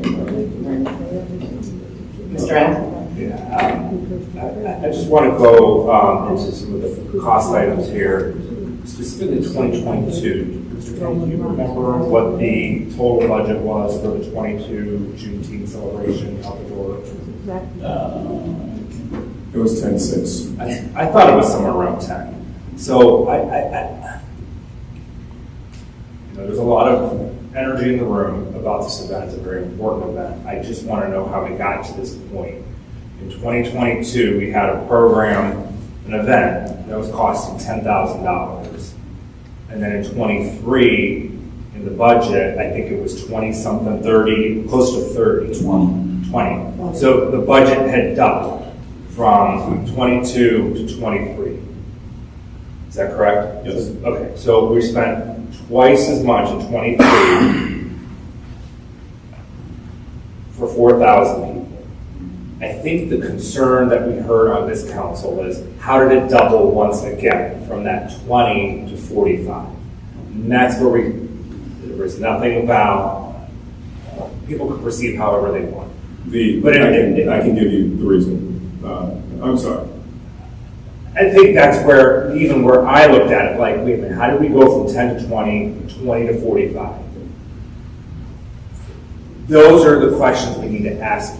Right. Because when we see 45 versus 10, and none of the other events escalated as much, that's when you get into these types of conversations. So there was the question about, and one more thing, there was a question about security specifically, because there's a $15,000 line item for security. And I get it, this is our largest event, 4,000 people. I know the mayor mentioned he's expecting 10,000 people for the Eclipse party, where there's no security. So, okay, and that's where we were confused. That's fine. So, as part of the planning outside of the committee, I met regularly with both the police and the fire department about what they felt security should be. And as part of that planning, I found out that the police department on June, or the day that we were going to be celebrating Juneteenth, had roughly 6 to 8 police officers that they could assign to the event. Now, in 2022, that number worked because it was the first event. It wasn't as heavily populated as the second one, which was last year. And you know, me and the police chief, I love you, bro. We went back and forth, you know, talking about police, what it would look like for the community if it was over-policed. You know, we went through all of those scenarios. And at the end of the day, we went through with the consultant who dropped out at the last minute because they were to be providing security, and they wanted to drop out at the last minute, so I had to get in touch with the Sheriff's Department, and it was the Sheriff's Department who provided security in large part for the event. It came out to, I want to say, 10 sheriffs, which encompassed the majority of the $11,000. Now, there was also security that we had to provide around the stage, which the company itself provided, the consultant. And that's where the extra money comes in from $11,000, along with the additional, which would be, again, help for the stage. So that's where the $15,000 comes in for security. And that's part of the biggest jump between year to year. There was also the jump with the portable toilets at the event because after the budget was already produced, I met with the county health department, and they let me know that for any event that has 1,000 people or more, their recommendation was that we have 20 toilets. I budgeted 6, which was a copy from the 2022 budget. 6 toilets and 2 sinks.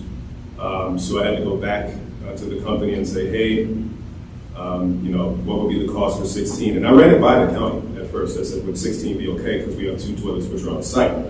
They said, yeah, that should do it. 18 they were okay with. And it wasn't anything firm. It wasn't anything that the county said we can't do the event unless we have. It was their recommendation. And of course, I wanted to go with their recommendation because they know what they're talking about. And when it came to toilets, I did. You know, just providing what I thought would be adequate for the celebration. So that was another piece to the reason why the budget doubled. That was it. That was the reason. We had everything else covered. We had the budget was budgeted in for Crazy Bone along with 4 underground artists to be part of the celebration. That was all budgeted, along with the rest of the act. So the addition came from security from the consultant, security from the Sheriff's Department, and extra portable toilets, which we did for the gun. So what was the final spend for 23 then? I want to say it was $43,000. $43,000. Roughly. Okay. And I just want to be clear about where my frustration comes in. When we review budgets, last year was a $20,000 budget item. I had assumed that the administration would plan for $20,000 in expenses. Instead, from what I've heard, and I was in these meetings, the administration spent all that money and then realized, oh, we still need these other things, which compelled us to increase the budget 2 weeks before the event. That is not what I want to get into on any event in the future. When there's a budget, it doesn't matter what it's for, capital, operating, salaries, whatever. When there's a budget, you work within that budget. So that's why we have to fine tune these things. It's important that we stick with the budget, not spend all the way and then say, well, I still want to do this and this. I need more. We heard that about the Eclipse Party, which, you know, the mayor already bought 10,000 pairs of glasses before we even had a budget. So those are things that we have to watch out for. You know, is it appropriate to be doing it that way, yes or no? So I thank you for answering these questions that we have now. You said 43 last year, so now that gives me a good base to work on. And I'm supportive if we look at our recreation budget in whole, and maybe, you know, it's just a recreation total, and how administration chooses to use that, whether it be for this event, that event, I could support that if we maybe cap recreation in general, instead of things going out of control one event at a time. Just maybe capping at a recreational level. I'm supportive of that. Mr. Cooney? Thank you. So I looked at the numbers from last year for the event, and the questions that are coming up now are in direct response for what Mr. Engelbrecht was asked last year when the additional funds were requested. It's more detailed and it provides clearer information as to what the expense for the event would be. The revenue as reported for 2023 was $6,675 incoming. The expenses was $43,496, approximate $36,000 difference. This year, what was initially proposed in the draft budget was $44,100. And the revenue currently is listed at $18,000, but that would include the $10,000 commitment from Dollar Bank. So the difference there is $26,100, which is about $10,000 less difference than 2023. I didn't get any heartburn over that. I understand the concerns from the council members, the questions they have, and I think they're all valid, quite frankly. And I really appreciate Mr. Engelbrecht for what he came prepared this year. There's more detail. I've enjoyed the event. We've gone through it, the last 2 years. But I appreciate, Mr. Rock's questions and the other questions that have come from council. But I also appreciate the work that the committee has done, because the difference between the revenue and the expense has actually shrunk. So that shows that not only do we have a good event, it's a marquee event, and what actually the revenue coming in has increased, which decreases the burden that the city is bringing. So that shows me that we are moving in the right direction, and we should continue to do that. Mr. King, did you have any comments? Thank you, Vice Mayor. Mr. Cooney covered the comments. I have one more thing I forgot to mention. I thank you in that meeting for getting the presenting sponsor lined up. And I'm encouraging you to continue to find donations from throughout the community. And I feel that the more donors that we have for this community, the better the program can be. And so at that meeting, when we found out about the $10,000 presenting sponsor, that's why I immediately said, let's add $10,000 to where we were at our base. I still feel that anytime you bring in additional donors or sponsors, let's put it back into that pot to make it a better event. So I'm encouraging you to continue to do that. Ms. Weiser? I have a question. Are you the victim of your success?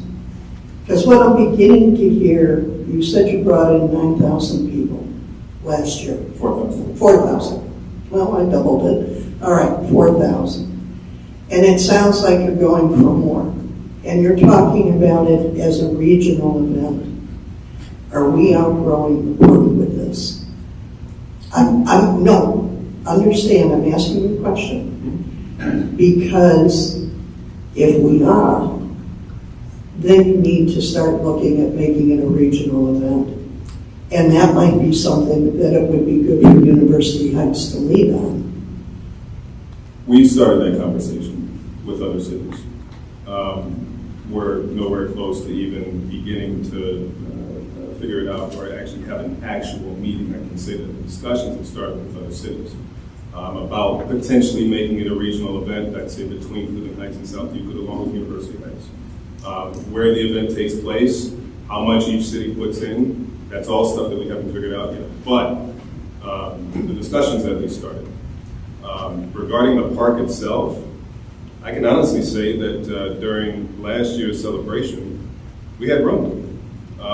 Even with the Grammy Award winner, two-time Grammy Award winner, we had ample room in the park. There was enough spacing. There was enough security.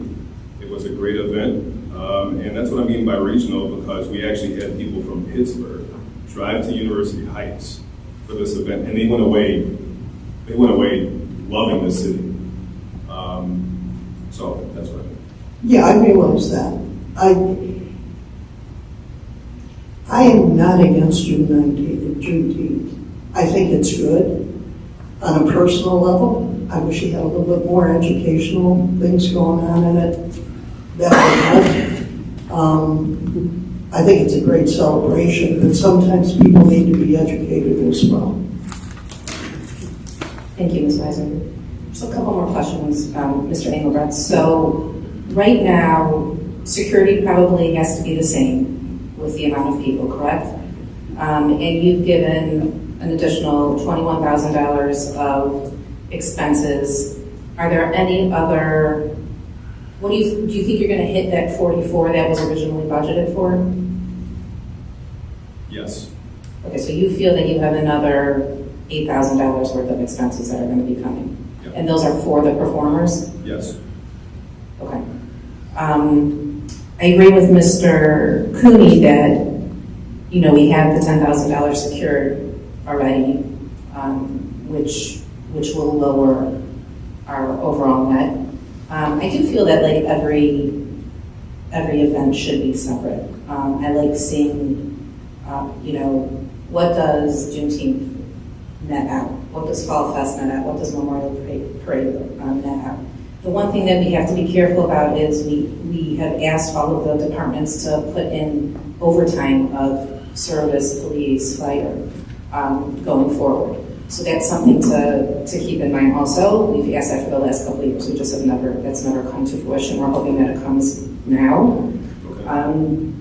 But I am okay to restore, my personal opinion is to restore that back to the 44,000 now that we've had a clear explanation of what that entails. I'd like to hear what everybody else feels with that. And in our revised budget, we actually took out all miscellaneous. We took out one employee, which we are going to have discussions on.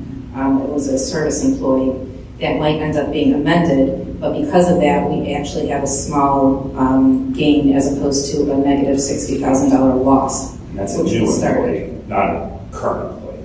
Yeah, which will be discussed in the survey. I mean, that's not in this budget at all. And it has to be a discussion because right now that was taken out. There was not. We need to understand exactly what the employee is going to do, but that's neither here nor there. With this, I'm comfortable raising it back up to the 44. I don't know what anybody else feels that they're okay with that piece. We'd still be slightly positive in the net budget. I feel comfortable with that. I think we have more information this year. I appreciate Mr. Underback providing more information tonight too. Thank you. And I agree as well, and I too appreciate all of the explanations and the details, because I had some questions as well. And I'm glad there was some clarification about the security, because I recall, if I'm not mistaken, the police chief saying that the reason for the security was because it was a Grammy-nominated artist. And I know that they have their own security as well. So I was surprised when you said that you all had to pay extra money for them to have security up at the stage, because they travel everywhere with their security, and their security is good for them. Did they have security when you guys did the after parties behind the city hall with them too? Did they take the security then? I don't believe there was any security there. It was just friends, family of Crazy Bone, along with a couple of people who stayed around and helped out the entire day, volunteers, members of the committee. I was there. So yeah, I don't remember any security, but friends and family of Crazy, along with some of the other underground artists, and again, myself and committee members and volunteers. And so as it relates to security for this year, are you anticipating that also being the 15,000 or possibly more because there's going to be more people? I don't believe it should be more, but we haven't had a safety meeting yet about the celebration. We'll have at least 3 or 4, myself along with the police and the fire. Okay, so it seems, Mr. Kennedy, if we can but reestablish the $44,000 for that one line item for the expense for Juneteenth. Again, we are still slightly positive net for our budget. I did have one more question in general that was not answered during our, Mr. Ingerbach, thank you. I don't know if anybody has any other questions, but I don't. So you can sit down. Thank you. Mayor, there was branding for $25,000. Are those the additional signs? And if so, where will those signs be placed? We're in discussions with Guide Studio now about designing signs for Purvis Park and the municipal campus, both of which should be electronic signs. I do have a contract that has been proposed just for the design fees, which are around $9,000 or $10,000. Signs themselves are bound to be more than that. That's simply a placeholder at this point. It could be that we do one sign, both signs. Haven't really sat down with God with regard to, when it comes to design, what level at which we're looking to do design for. So this is still somewhat preliminary, but I appreciate and put into the budget a placeholder amount after speaking with Mr. Kennedy and speaking with Guide Studio, and that's the 25. Okay, thank you. I would hope that the municipal in Purvis Park would be created, designed, and installed by the 2024. I think sometimes I think Purvis is the stepchild of the Walt, and they have equally good amenities there. So I hope that at least the park has. I do think.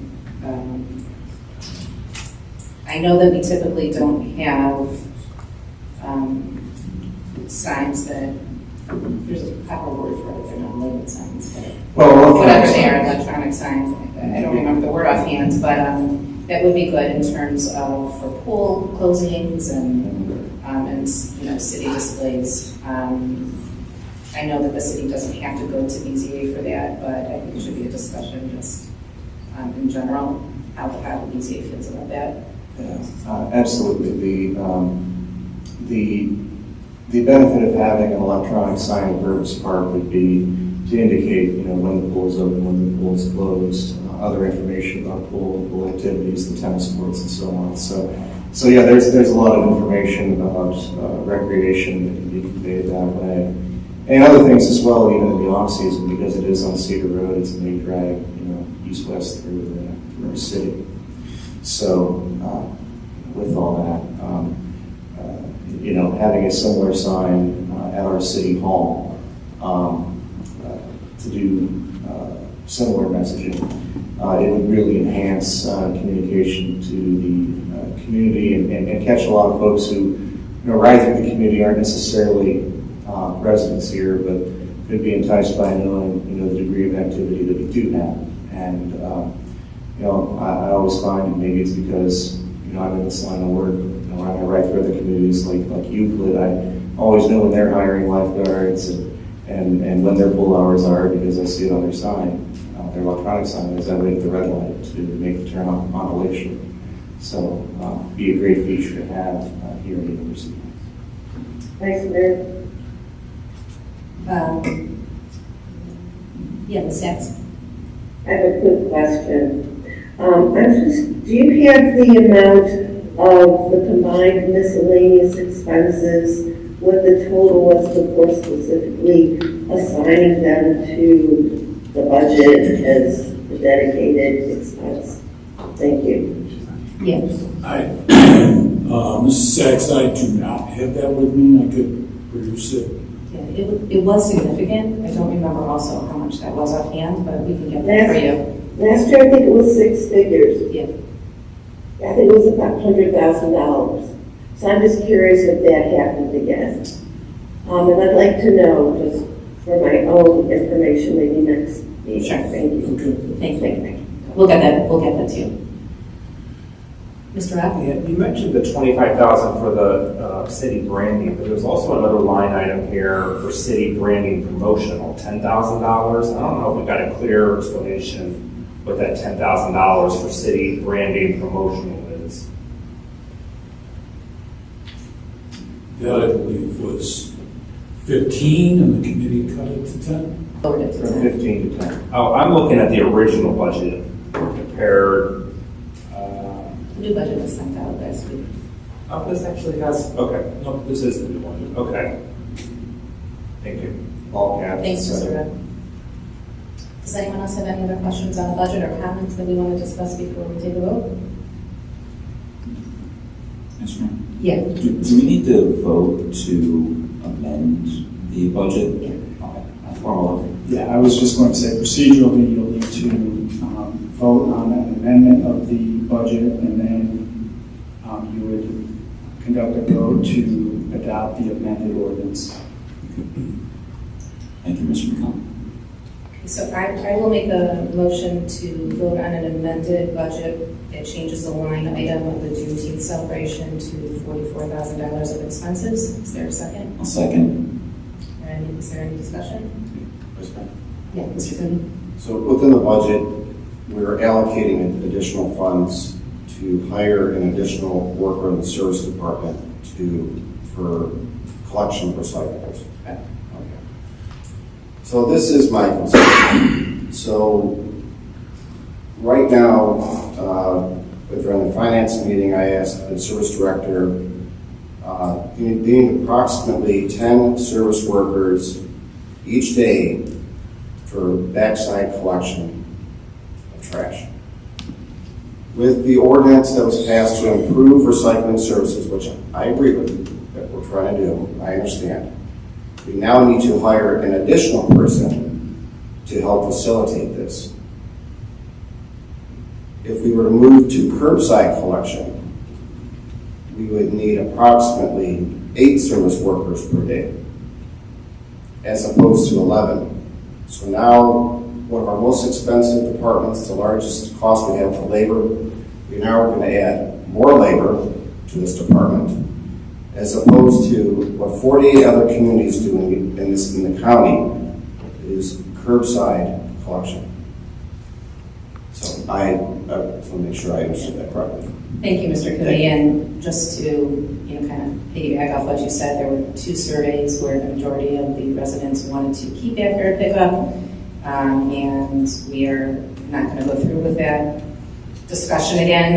It could be that there comes a time where we cannot afford backyard pickup anymore, but right now that's not the case. And we do actually have a service committee meeting on Wednesday to tweak that ordinance a little bit, and we can discuss some of those. I know Mrs. Sachs mentioned to me she does have some employee questions there also, and we can go through those issues at that meeting.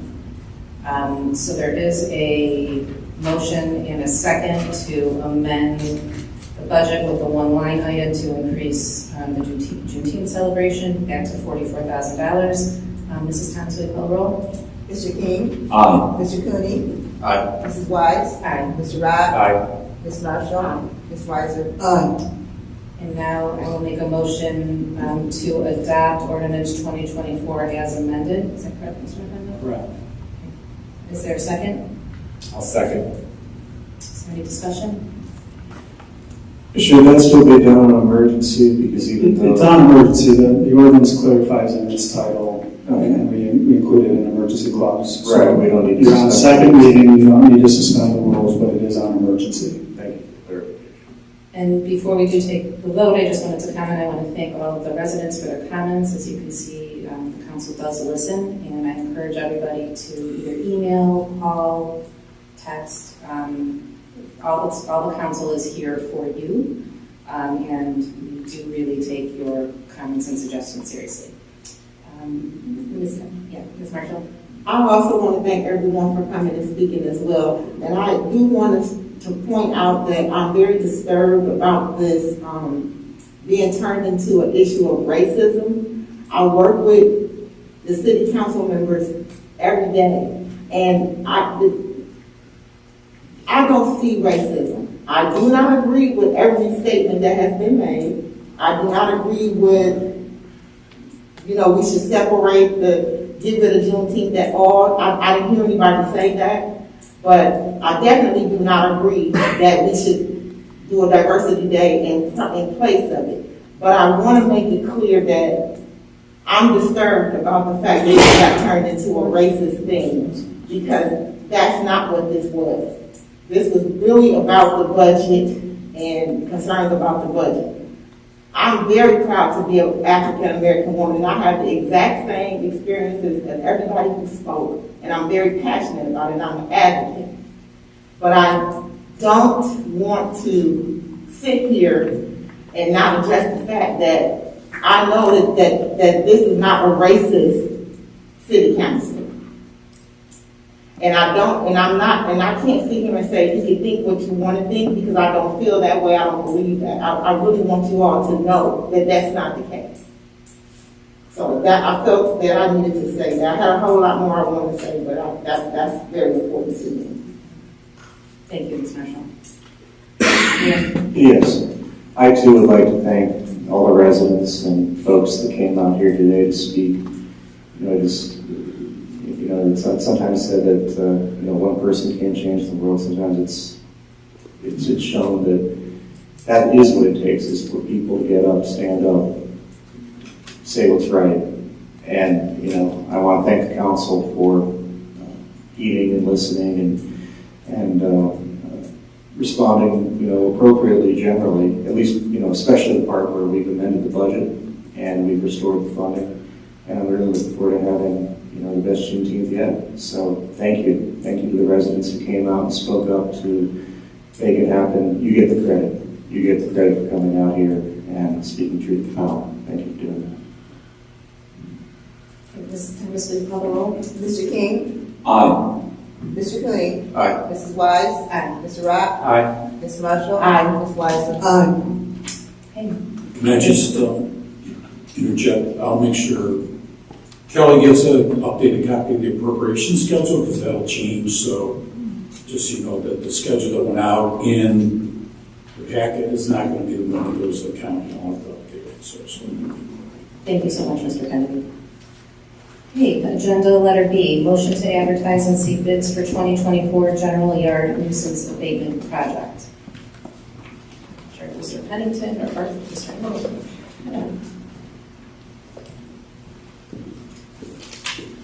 Good evening.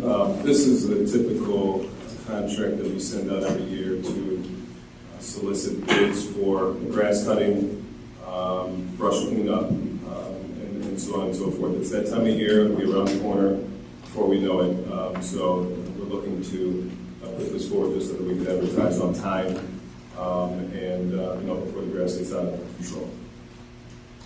And just to refresh our memories, how much was it per cut last year? 35? 30. It's 30. Okay, so we need to be in that. Somewhere around there. Yeah. Okay.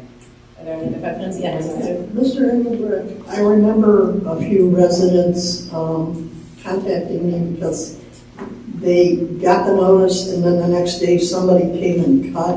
And isn't there supposed to be a couple of days for? There is. It's supposed to be a 3-day. And who do they deal with if that happens? I'll take the complaints. We take all the complaints.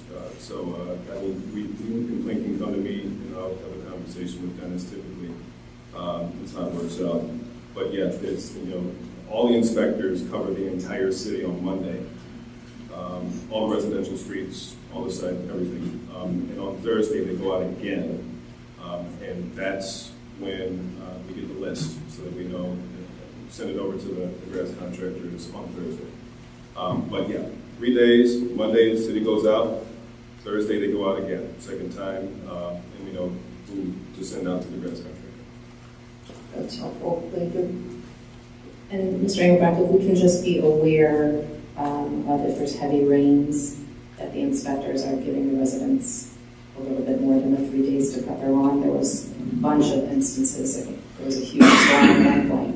A ton of people got cited. There was no way they would be able to cut their lawn. within those 3 days. So if we could just be cognizant of that. Thank you. Is there a motion to seek bids for the 2024 general yard nuisance abatement project?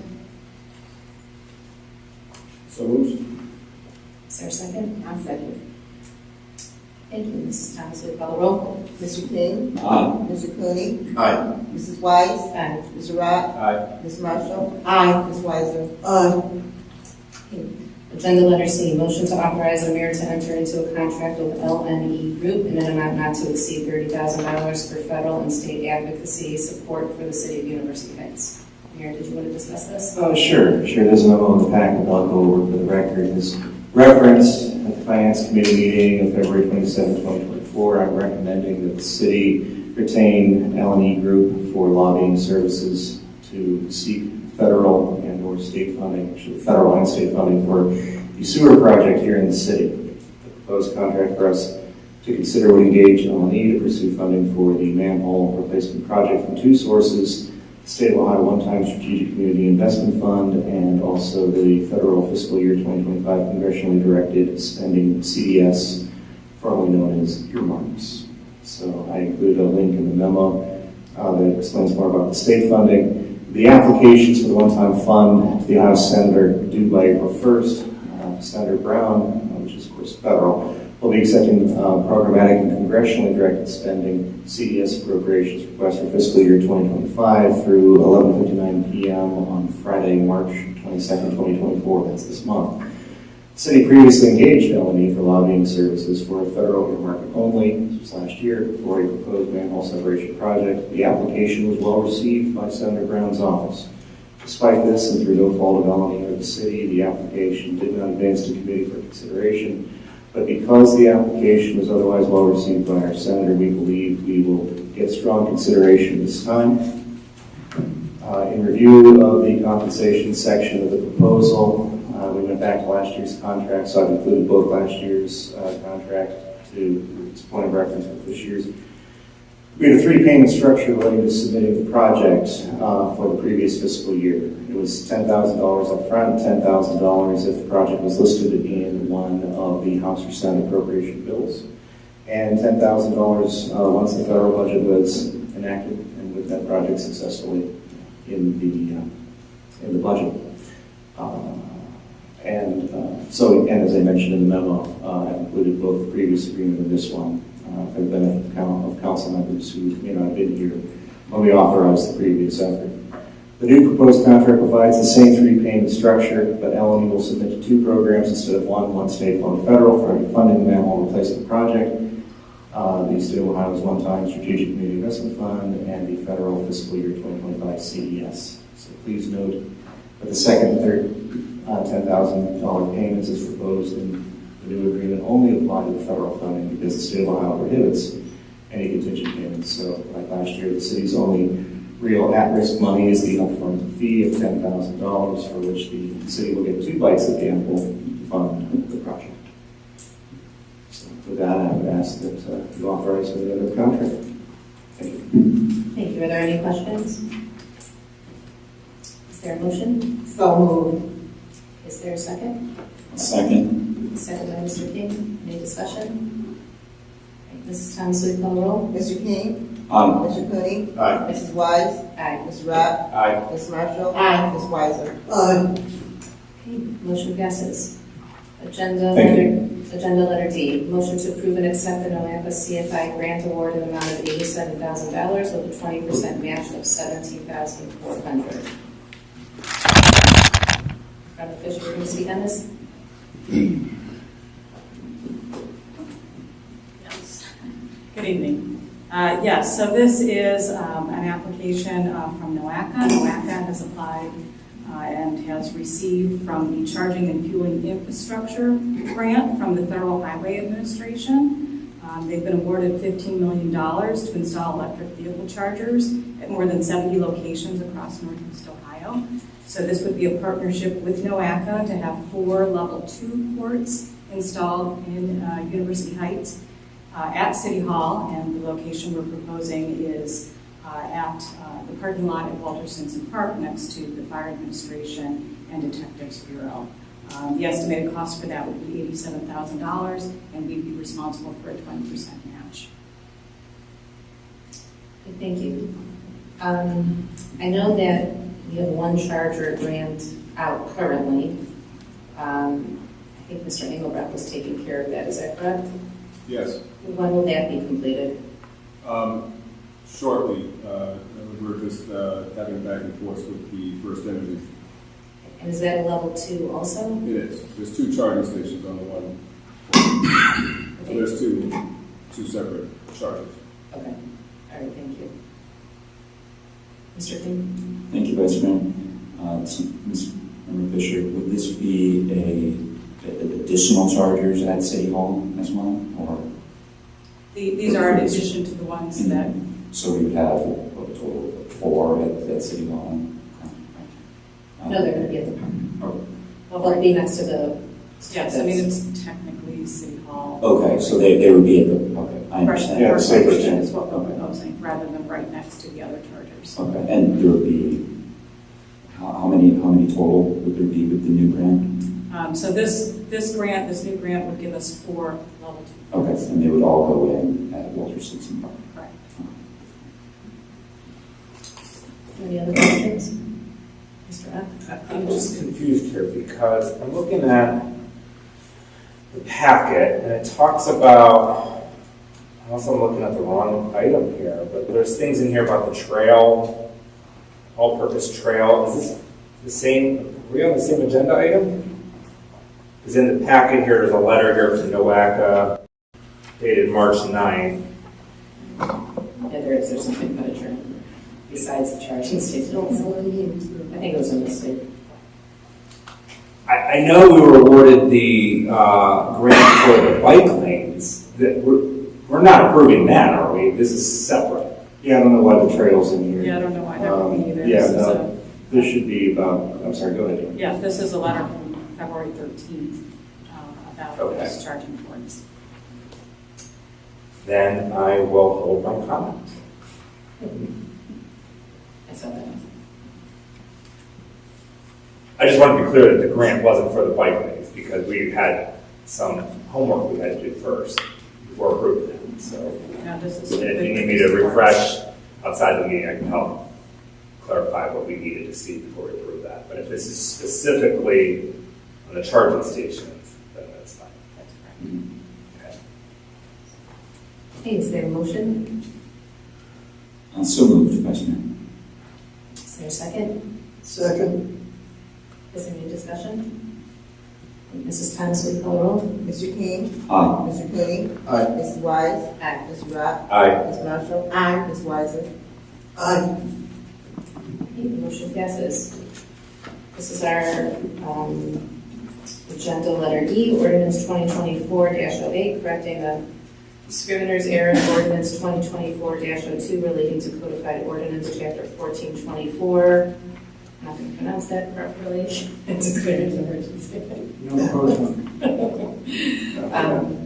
Just for everybody's benefit, this is updating the permit fees. We found an error in one of the percentages, so we didn't want to rescind that ordinance, but we wanted to update it. And I don't know, Ms. Weiser, if you wanted to. Yeah, what it was, there was a mistake in the fees, and they showed for the commercial fees 0.05 instead of 0.02, which resulted in any commercial establishment like John Carroll coming in, and they ended up with, I think, close to $750,000 on a permit that actually should have only cost $349,000. So this is just to correct that error, and the way this ordinance is written, it allows us to actually backdate the correction to when the original increase in fees occurred. So any permit that came in and that was mischarged can be corrected, and everybody becomes happy. Thank you. Is there any other discussion on this or questions? Okay, is there a motion for the suspension of the rules since this is not emergency? So moved. Is there a second? I'll second. comments? Okay, Mrs. Thomas, will you call the roll? Mr. King? Did we have a motion and second? Yeah, I thought we did. Well, we need two motions. The motion has to be, I think we only got a motion for the suspension of the rules as opposed to actually the suspension. Well, I suppose you could do it. I mean, that's fine. It's not long, it's just going to be on the No, motion. that's fine. Okay, go ahead. I'm sorry. Mr. King? Aye. Mr. Cooney? Aye. Mrs. Wise? Aye. Mr. Rock? Aye. Ms. Marshall? Aye. Ms. Weiser? Aye. And is there a motion for the main ordinance It 2020? would be a motion to adopt. Adopted. So moved. Is there a second? Second. Okay, Mrs. Thomas, will you call the roll? Mr. King? Aye. Mr. Cooney? Aye. Mrs. Wise? Aye. Mr. Rock? Aye. Ms. Weiser? Aye. I'm sorry, Ms. Marshall? Aye. Okay, the ordinance 2024-08 is adopted. Is there a motion to enter executive session for any reason? Okay. Moving on, reports of standing committees and taking of action thereon. Building and housing, Ms. Weiser? We met this evening and covered a couple of things. We've been working with both building and housing and community development to develop flow charts that are clear to help residents know what they have to do and when they go to do it for point of sale, before sales, after sales, rental permits, and building as well. When plans have to be presented and inspections scheduled. We'd like to thank both John Cheatham, who worked on the original building, and again, Mr. Engelbrecht, who, along with Councilman Cooney, worked through the flow charts, and I think we have them pretty well finalized. We also will be continuing to talk about the Safe Build contract. We have a Safe Build contract and 3 addendums that are now being combined into one contract. We finally got that on Friday, so we're beginning to review it, to talk about it. And we're also beginning to talk about sidewalks and possible programs that we might be able to come up with. One of the challenges during exterior inspections is that people get cited for replacing one sidewalk square, and replacing one sidewalk square is exceptionally expensive, which leads to lots of complaints. And sometimes things don't get done. So what we're trying to do is see if we can come up with some type of a more coherent program where we might be able to bundle things that need to be done in order to get the price down for the residents. That is far in the future. It's probably going to take about 3 or 4 months of exploring various options and programs that exist in other cities, but we are looking at doing that. Thank you, Ms. Weiser. Community outreach, Mr. King? Thank you, Vice Mayor. I'll be looking to put together an agenda and looking to schedule a community outreach and or executive advisory committee meeting in the coming weeks. Will be doable for the coming. Thank you. Great, thank you. Economic development, Mr. Rupp? Yes, Vice Mayor. Well, there's no report on Economic Development Committee, but as your Planning Commission Council Liaison, I just wanted to bring to your attention there's a meeting on Thursday, March 7th at 7 p.m. here in this room. There's 2 items on the agenda. One item is to demolish a house on Claver in order to construct a new home on the same lot. And the second item is to demolish, it's the old Austin Market and replace it with a parking lot. It's in a U9 district. We've had a lot of discussion on U9 districts. I think it would be important for you guys to attend and hear the presentation so you can make a sound judgment when it comes to council. Thank you. In terms of finance, we just had our budget meeting. We will have our regular quarterly meetings. I'll be in contact with Mr. Kennedy after the March 31st quarter, and we will continue with those meetings. Recreation, Mr. Cooney? I'll have a doodle poll sent out for our community meeting to discuss Purvis Park pool and updates and information regarding the city-owned signal ramp. Thank you. Safety, Ms. Marshall? Yes, Vice Mayor. We didn't have a safety meeting today for this month because there were no items from either police or fire, and I didn't have any urgent items. We will be I'm planning to have a safety meeting on April 1st and following up with the discussion on the signs for Washington, and I'm going to add an item for what Mr. Engelbrecht was discussing as far as the safety in Juneteenth. Thank you, Ms. Marshall. Service and utilities. Mrs. Sachs just asked me to report that there is a meeting on Wednesday at 6 p.m. And we'll be finalizing the loose recycling ordinance. And then finally, committee of the whole. There was a doodle poll for our retreat date, and I will be circling back with Mrs. Thomas to finalize that. As of right now, it's in April. We will just finalize that date. Are there any reports of special committees and taking of action thereon? Any unfinished or miscellaneous business? Is there a motion to adjourn? So moved. Second? I'll second. Thank you. Mrs. Thomas, will you call the roll? Mr. King? Aye. Mrs. Sachs? No? Mrs. Wise? Aye. Mr. Cooney? I'm glad you remembered. He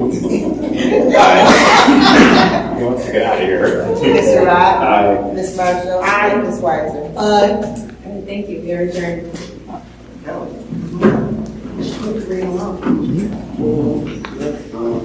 One for the record.